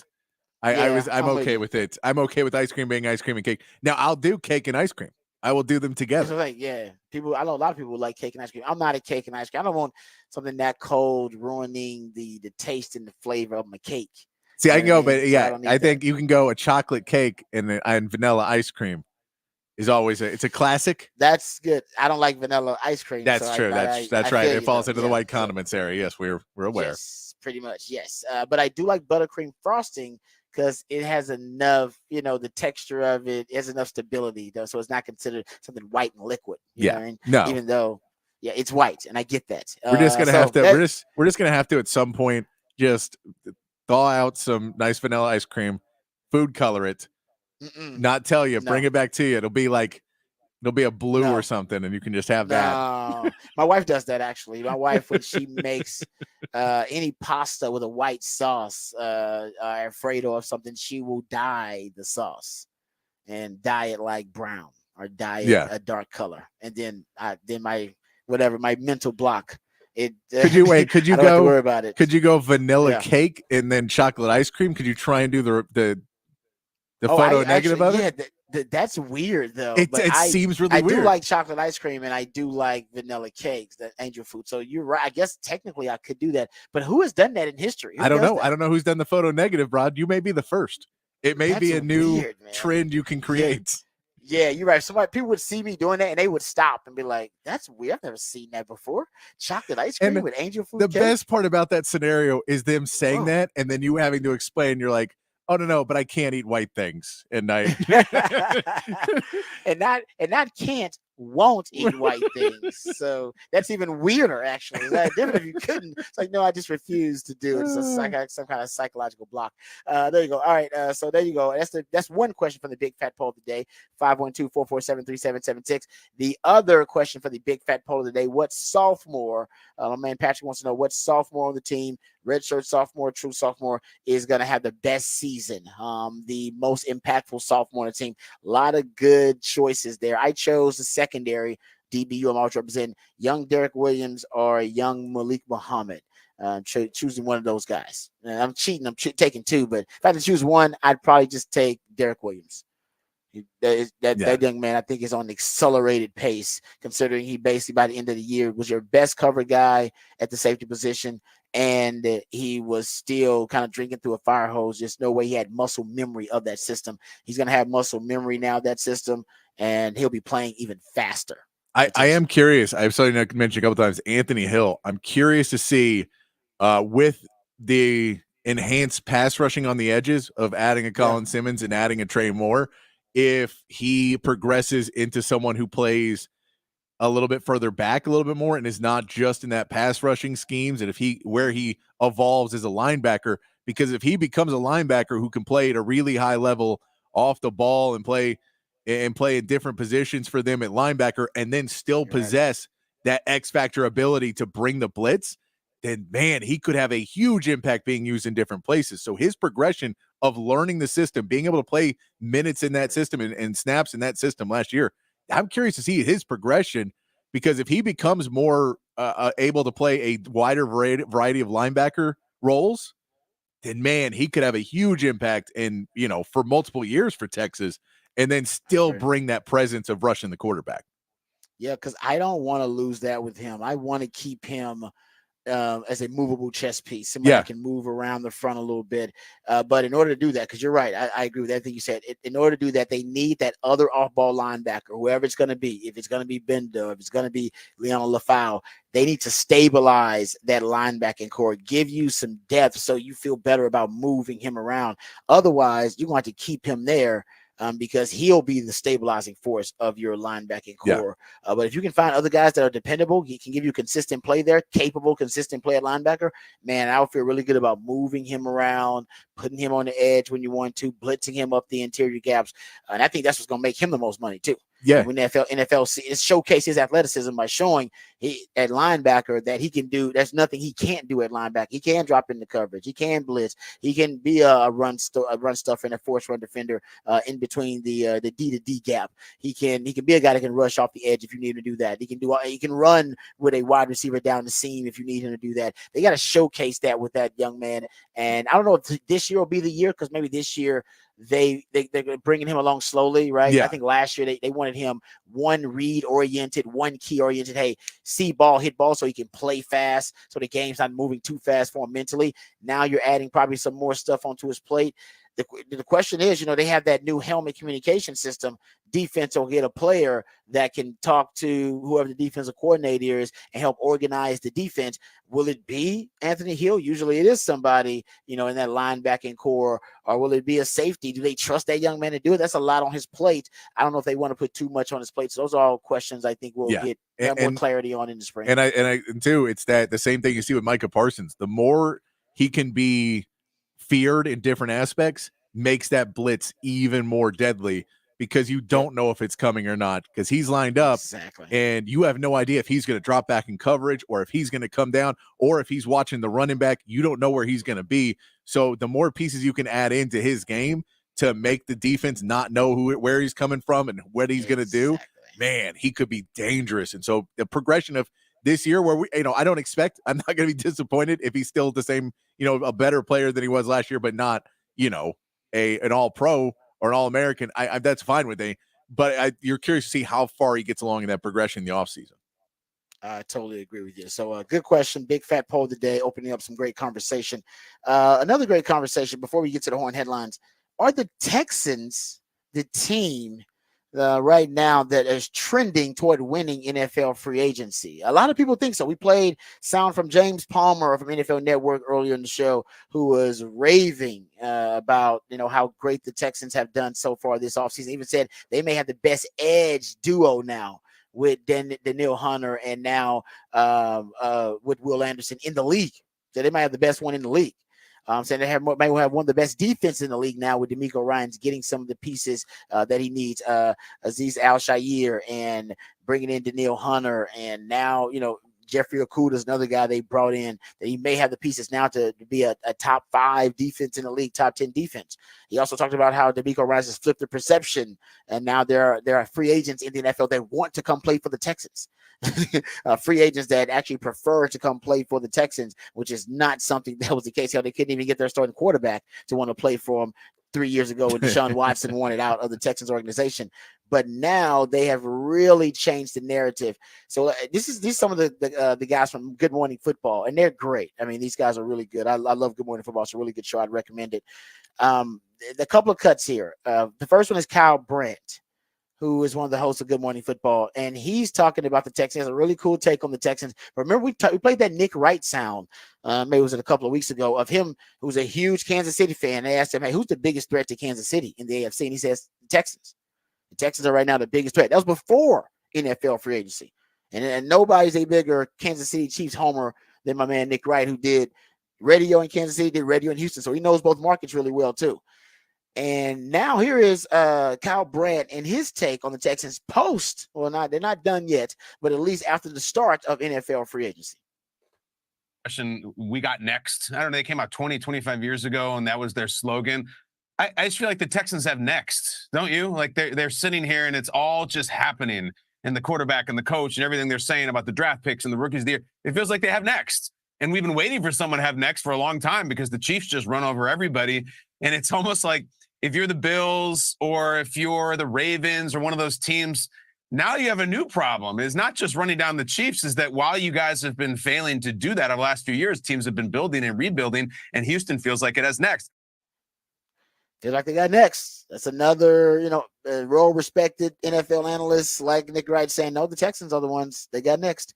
Here is Peter Schrager. He's on Good Morning Football too, but you'll hear, I think, Peter Schrager, Jason McCourty's on here as well. There are a lot of different voices, but Peter Schrager is the one that brings up, that the Texans isn't that a team that you would like to play for in this clip. So here's the clip. This is Good Morning Football once again talking about the Texans.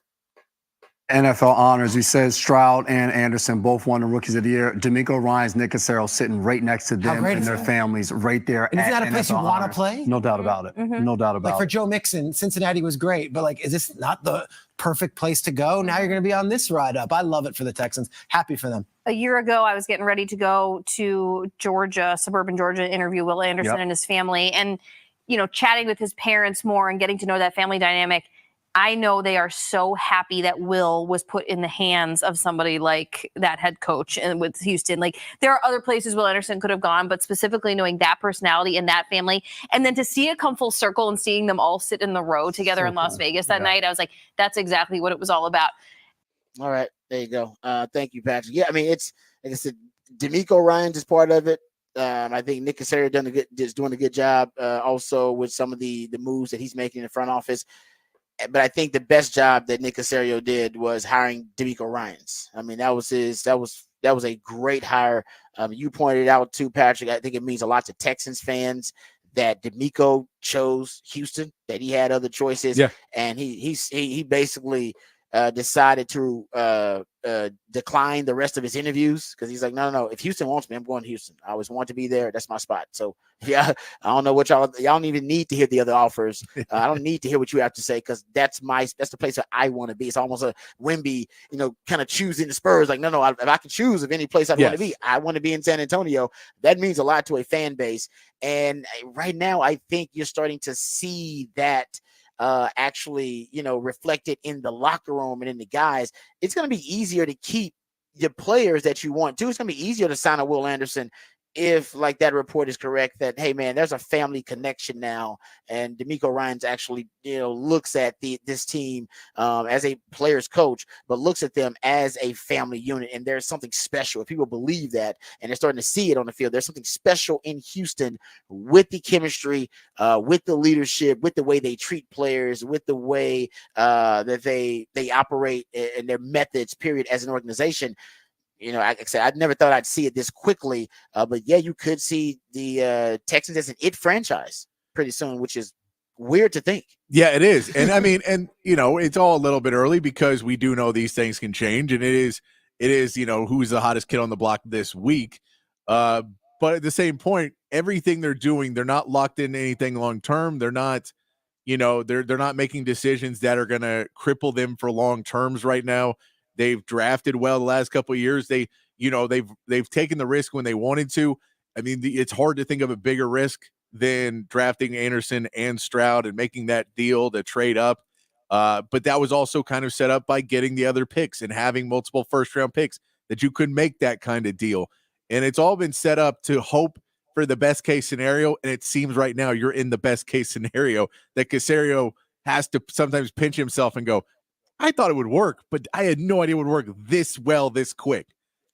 Yeah, no, and I'm glad he's being aggressive. There was a report. I want to make sure I get the reporter's name right, from The Athletic, as well as a report from a Texans reporter Dylan Delgado. He actually had a separate report, and Matt Barrows of The Athletic report that Houston, when they traded Malik Collins, who's a really good player, by the way, and so the 49ers are getting a really good interior defensive lineman, but they traded him to the 49ers for a 7th round pick.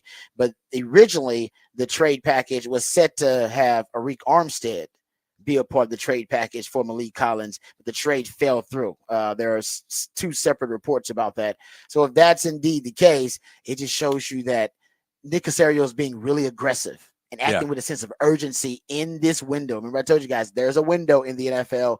No quarterback head coach combo has won their first Super Bowl together after 5 years together.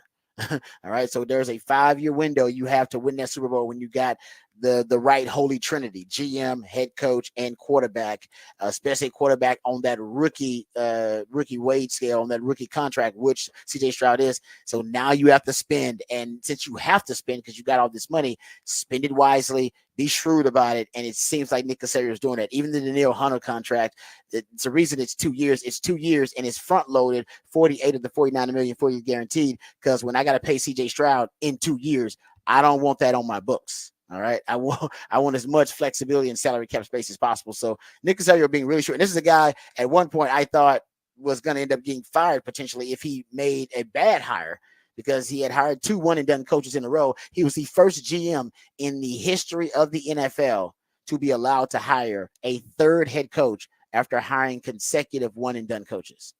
He was the only one that's ever done it. And I was thinking to myself, man, if you don't get it right, the Texans once again are going to be a bigger laughingstock. It is. You got it right. I will say this in retrospect. The first coach they hired and fired was fired because he won too much. So the reality was, it wasn't necessarily that it was a bad hire. It just wasn't what they were trying to do at the time. So they did hire a guy. They just were not expecting him to be as good as he was. Why didn't you hire somebody even more incompetent? That's on you. You hired somebody that was too capable. They hired someone who had never been a coordinator before. You should have hired somebody you knew was going to be bad. You hired somebody that had the possibility of being good. That's on you. The problem was Matt Patricia was going to screw the program up too much. So Matt Patricia was the right answer. If you want to be bad, hire Matt Patricia.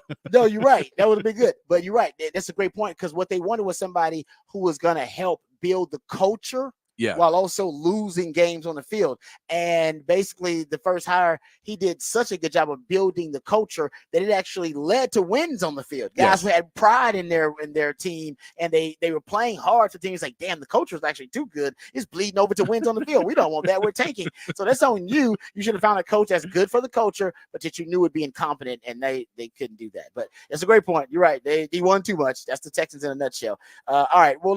We'll push Raj rant to next segment as we're up against it. And let's get to the Horn headlines here. And then we'll just push Raj rant to next segment, and we'll just cram a lot in. We'll get Raj rant in next segment, and we'll also get in some college football betting lines conversation. There's a lot of college football news, notes, and nuggets I want to get to there as well. So let's get to the Horn headlines first. And then later on, we'll get back to some college football conversation. Hit us, Patrick, with the Horn headlines of the day. All right, your Horn headlines brought to you by Top Gun Rentals and Lawn Equipment. Texas men's basketball dropped their opening game of the Big 12 tournament last night to Kansas State, 78-74. Dylan DeSue was forced to sit most of the second half in foul trouble. Max Asmus tried to lead a last-minute comeback with 2 big threes. However, it was not enough. Texas will get some much-needed rest as they await Selection Sunday, expecting to be an 8th seed. The Mavericks beat the Warriors 109-99 with Kyrie Irving leading the way with 23 points, 8 rebounds, and 10 assists. The Mavericks are back in action tonight as they take on the Thunder in another important matchup, trying to get above the 7th seed and avoid having to participate in the play-in games. And over in the NFL, the Cowboys finally made a free agent signing, bringing in linebacker Eric Kendricks. Kendricks is familiar with Mike Zimmer's defense, playing under him in Minnesota from 2015 to 2021. The signing is said to be for 1 year, and it helps to fill the hole left by Leighton Vander Esch, who is expected to retire due to injuries in the coming weeks. And that is your Horn headlines. All right, thank you, Patrick, for the Horn headlines. We'll get to Rod's rant on the other side. Also, if we have time, we're going to cram in some other college football items. But in Rod's rant, we'll talk about that Eric Kendrick signing for the Dallas Cowboys, and also talk about the differences and similarities, some between the Dan Quinn system and the Mike Zimmer system that Eric Kendricks is now going to be playing in. We'll do that on the other side. We're coming right back. This is the Rodcast featuring Patrick Davis. I'm lifetime Longhorn Rod Babers, coming back on the horn.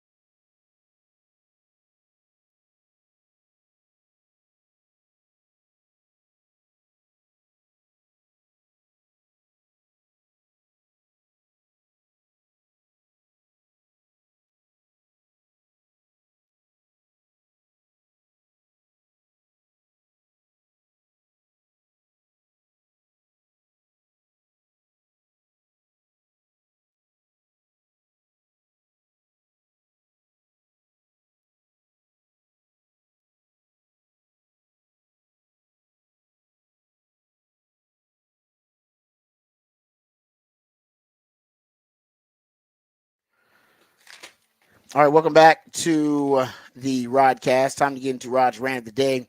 Just want to talk about the Cowboys a little bit. Cowboys were the last team in NFL free agency to sign an external free agent, someone who was not on their roster previously to the free agency, prior to the free agency period starting.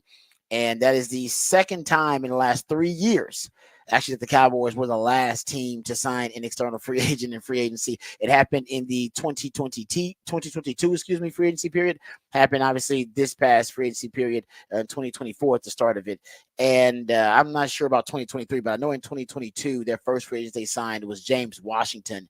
And it was after the frenzy, if you will. It was after the big spenders of day 1 and 2 of the legal tampering period were already done spending most of their salary cap dollars, and then the Cowboys kind of swoop in, try to find value later on after the free agency frenzy's done, after teams are done making it rain. Cowboys come in and they look for value, and they found it with Eric Kendricks, a 1-year deal. And he has agreed to a 1-year deal. Initially, he agreed to terms with the 49ers.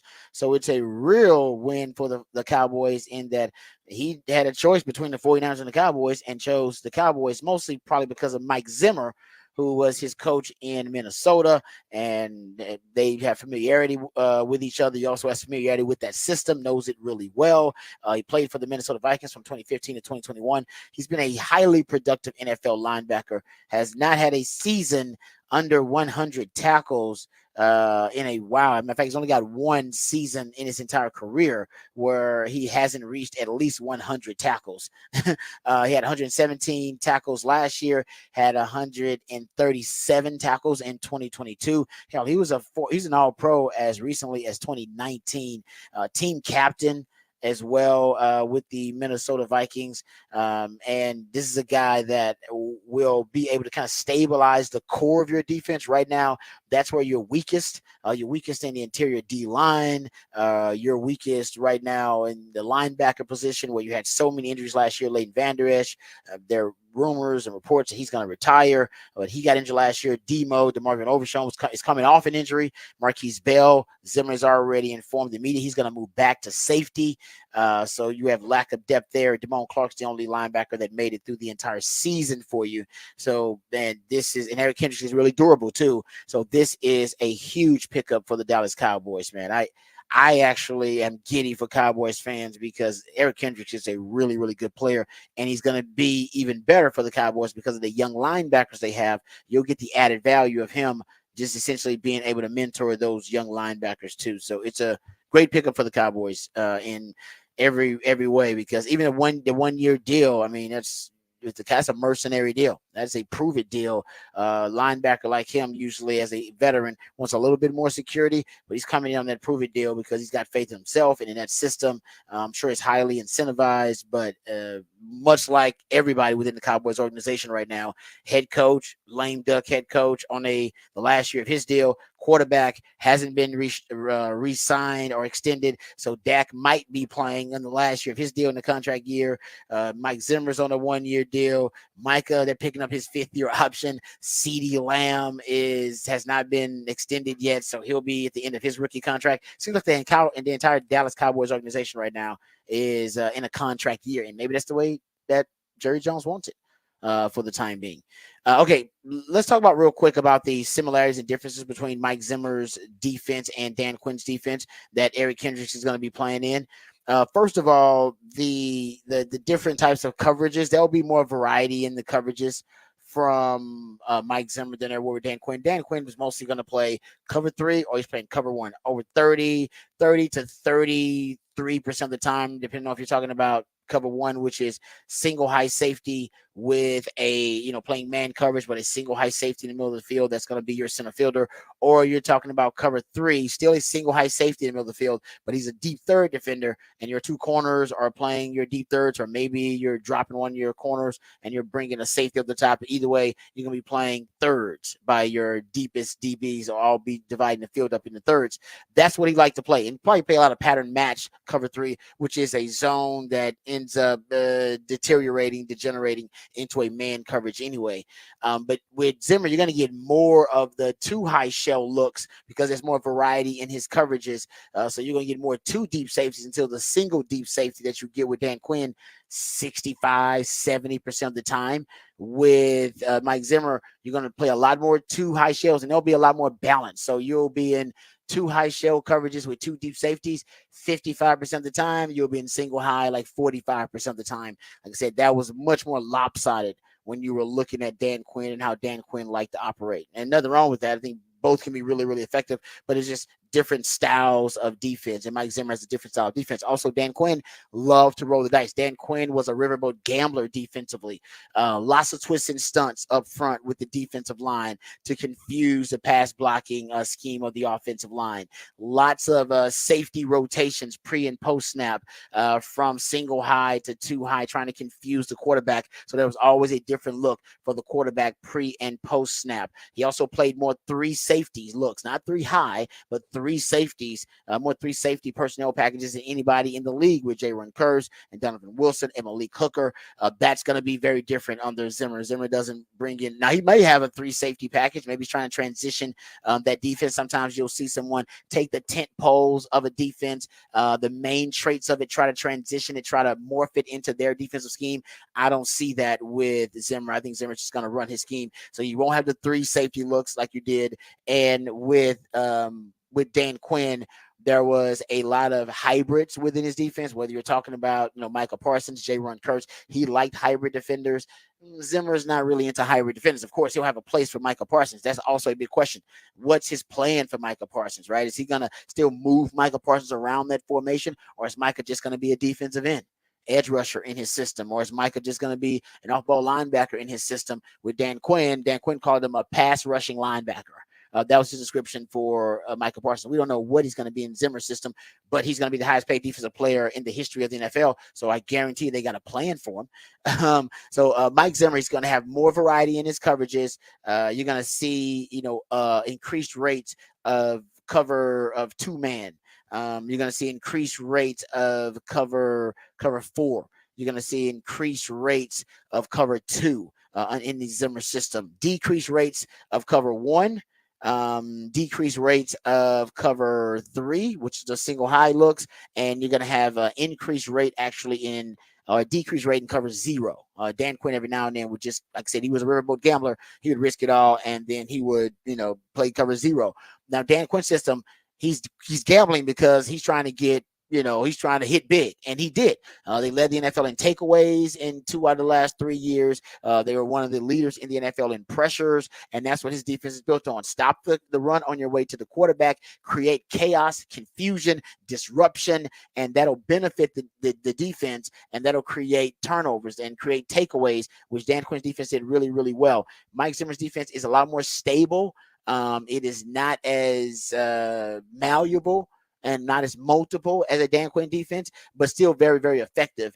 And so it's a different style. He's going to play more over fronts, which are 4 down linemen with a 3 technique toward the tight end. That's your over front. He's going to play more of that, whereas Dan Quinn would really be multiple, and he would really have a lot of diversity in the fronts. He would play moving guys around, bumping DeMarcus Lawrence inside, very unorthodox front, putting Micah Parsons on the outside.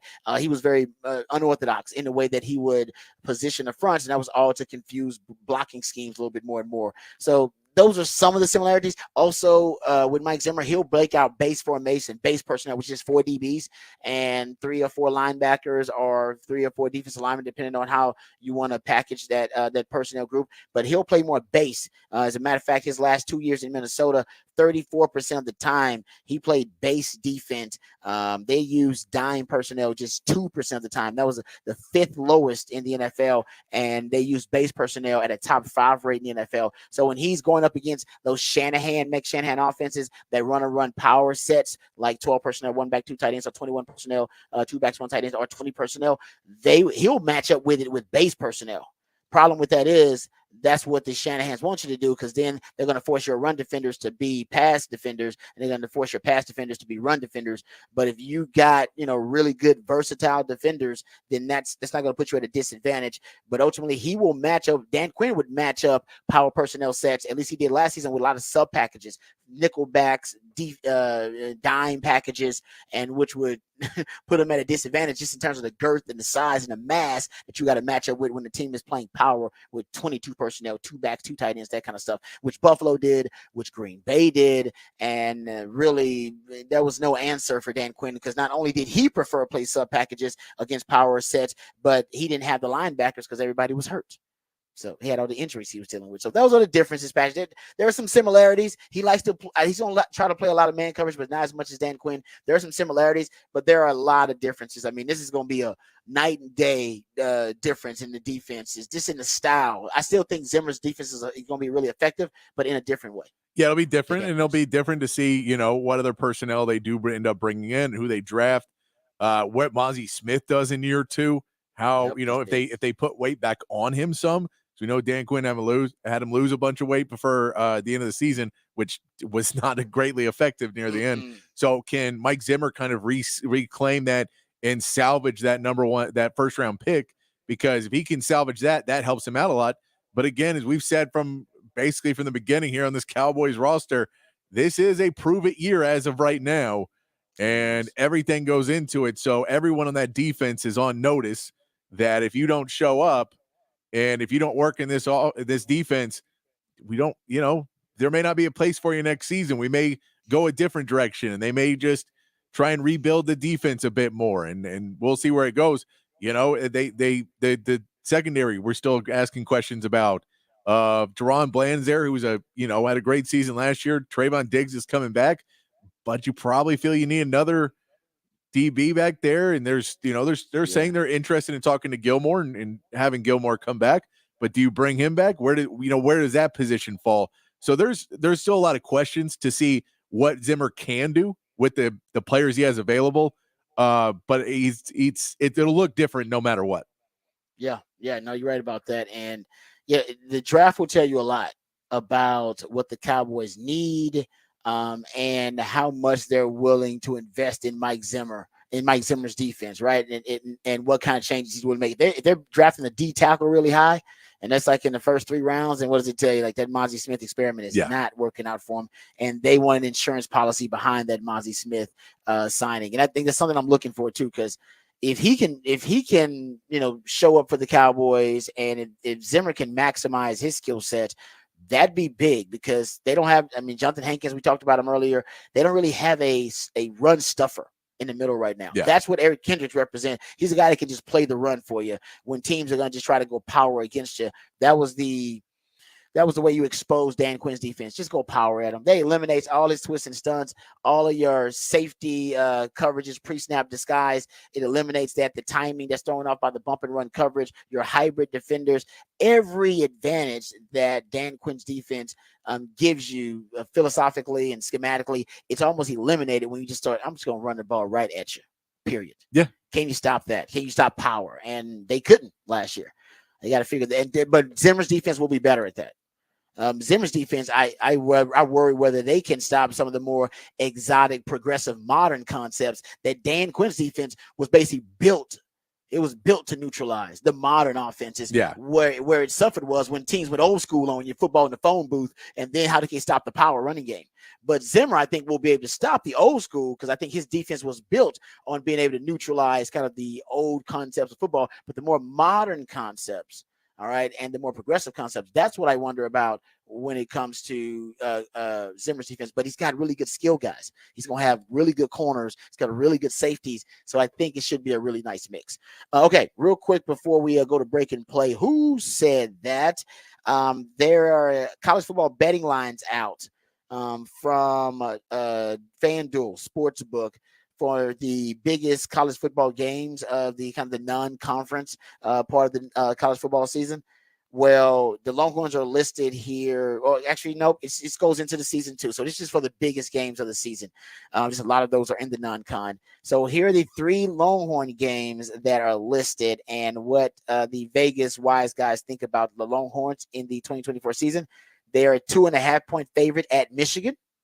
Would you take that action, Patrick? 2.5-point favorite for Longhorns at Michigan. Michigan, new quarterbacks and 18 guys to the combine. A new defensive coordinator. Then the whole coaching staff got overhauled.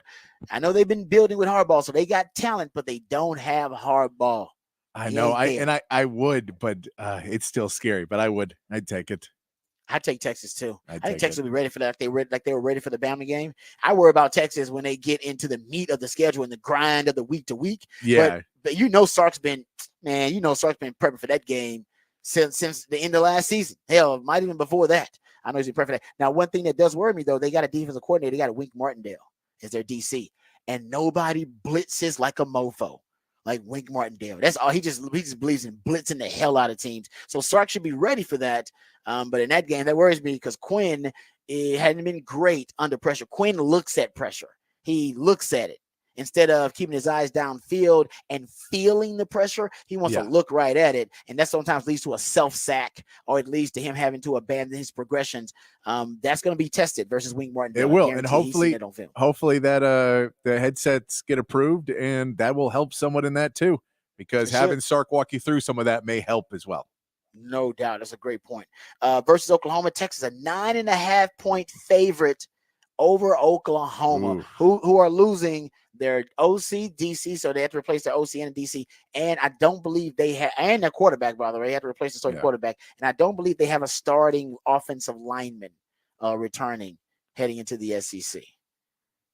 Yeah, that's going to be rough. And I have to look at their schedule again to see what they're playing coming into that game. But yeah, if they get beat up a little bit before that game too, it could be a tough one for them. That's a good point. I didn't think about that either. Okay, and the other line here is Texas 1.5-point dog to Georgia, and Georgia on the road. They'll be coming to Austin, and Texas a 1.5-point underdog to Georgia. Now Georgia returns everything. Coordinators return, head coach, quarterback returns. A lot of people believe that Carson Beck is better than Quinn Ewers, and Kirby Smart's been stacking that roster, recruiting as well, if not better than anybody in the country for the last 6 years. They lose a couple things, but not enough to make you fully worried because, Brock Bowers and Ladd McConkey and guys like that are going to be gone. Yeah. So those are big names on the offense, and I'm sure there's going to be some defenders that won't be there, but it's Georgia. It's in that right now. They're in that world of next man up, and it's hard to believe that they're going to have a lot of holes in that team. That's one. If you told me right now, I wouldn't take Texas in that. I wouldn't take Texas getting a point and a half. Yeah. If you ask me right now, in the season, that may change because Georgia may look different and Texas may look different. But Georgia doesn't play a lot of close football games right now either. That's true. If for Kirby Smart, that's a big game. So, he's prepping for that one right now. He's getting ready for that Texas game. There's no question. All right. There's some of the opening lines for the Texas football schedule. I will say, if you do want to talk some more, if anybody wants to talk some more betting, we're going to have on Colby Craig in the 10 o'clock hour. Myself and Ty Henderson will have on from Bet US. He'll be on in the 10 o'clock hour during the best of. We got an interview with Colby Craig. So that'll be fun talking some basketball futures in the NCAA tournament and who to look at. Oh, good stuff there. There you go. So shout out to my man Ty, gonna be helping out with that too. I like that. Yeah. Glad Ty's back in the game with us. Okay. We can save some of this stuff, but Aggies also, we got to mention this. We ain't got to talk about it. We can talk about it tomorrow, but the Aggies have a new AD as well. The Aggies are expected to name and might already have, I don't know, officially, I haven't checked, Nebraska AD Trev Alberts as their next athletic director. So congrats to the Aggies. I mean, they like a certain type of guy, don't they? Yeah, they do. Fundraisers. Say that. You got to fit there. Fundraisers. Yeah. Well, hey man, how you going to compete? Hey, they don't hire the best coaches. They don't do a lot of other things the best, but they can fundraise because Nebraska could fundraise. You remember the cars in the parking lot? Casey Thompson? Yeah. They can fundraise. Yeah, that's true. Yeah, that's not the only formula, but in the NIL world, It's half the battle. It's one of them. It's definitely half the battle. And the Aggies, that's why the Aggies are a sleeping giant, whether you like it or not. Because if they ever hire the right coach with the resources that they have behind them, the sugar daddies they have, they could be a force in college sports, not just college football. But they always screw up the hire. I mean, that's no, it really is. That's why it's good. They screw up the hire every time. If they have the right guy, they could be scary, but they never do. So they never are. All right, we come right back. We'll wrap it up with Who Said That right here on the Horn.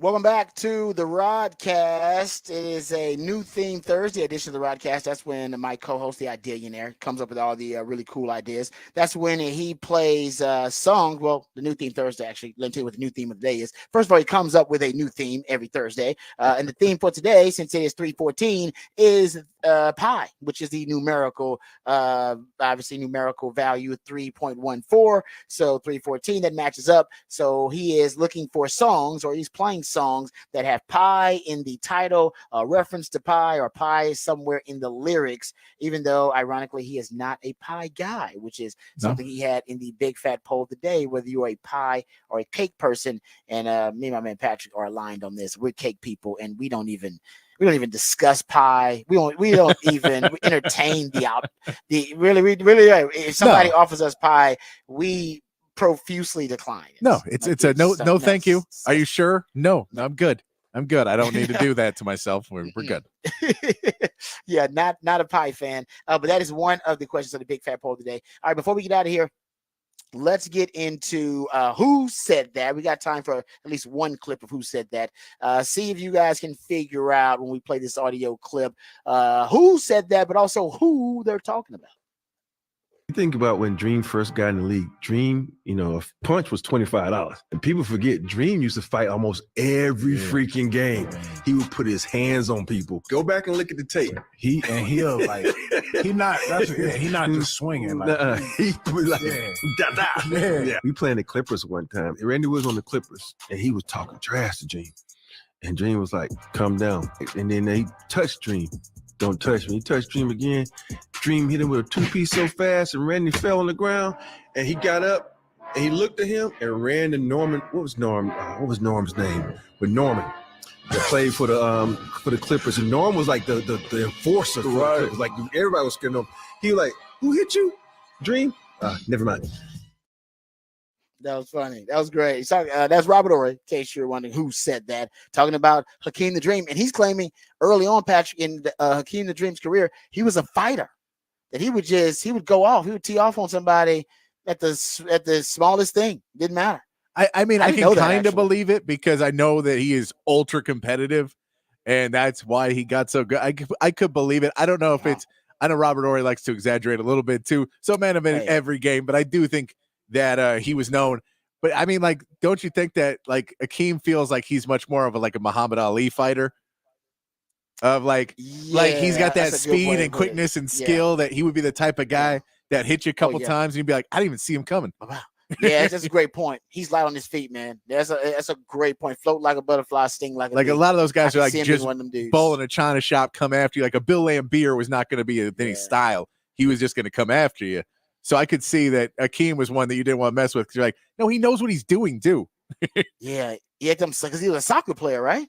That's why he got them sweet feet. He was a soccer guy. Yeah. That's why Hakeem the Dream, man, had that dream shake. Oh, man, that's some of the sweetest feet in NBA history. There you go. That's who said that. I want to say thanks to my man, Patrick, as always. You're the real MVP, brother. You do a great job each and every day. So I want to let you know we appreciate you. Also, we appreciate all you guys out there for listening. You are also the most important part of this show. So we appreciate all of your participation on the text line, 512-447-3776. Remember, the revolution will not be televised, but we'll be talking about it right here on the Rodcast. Join us tomorrow. We're gonna let our freak flags fly, and we'll also be talking about more NFL free agency. Everybody out there, enjoy the rest of the evening. We love you. We mean that. Take care of yourself and hook 'em. Peace.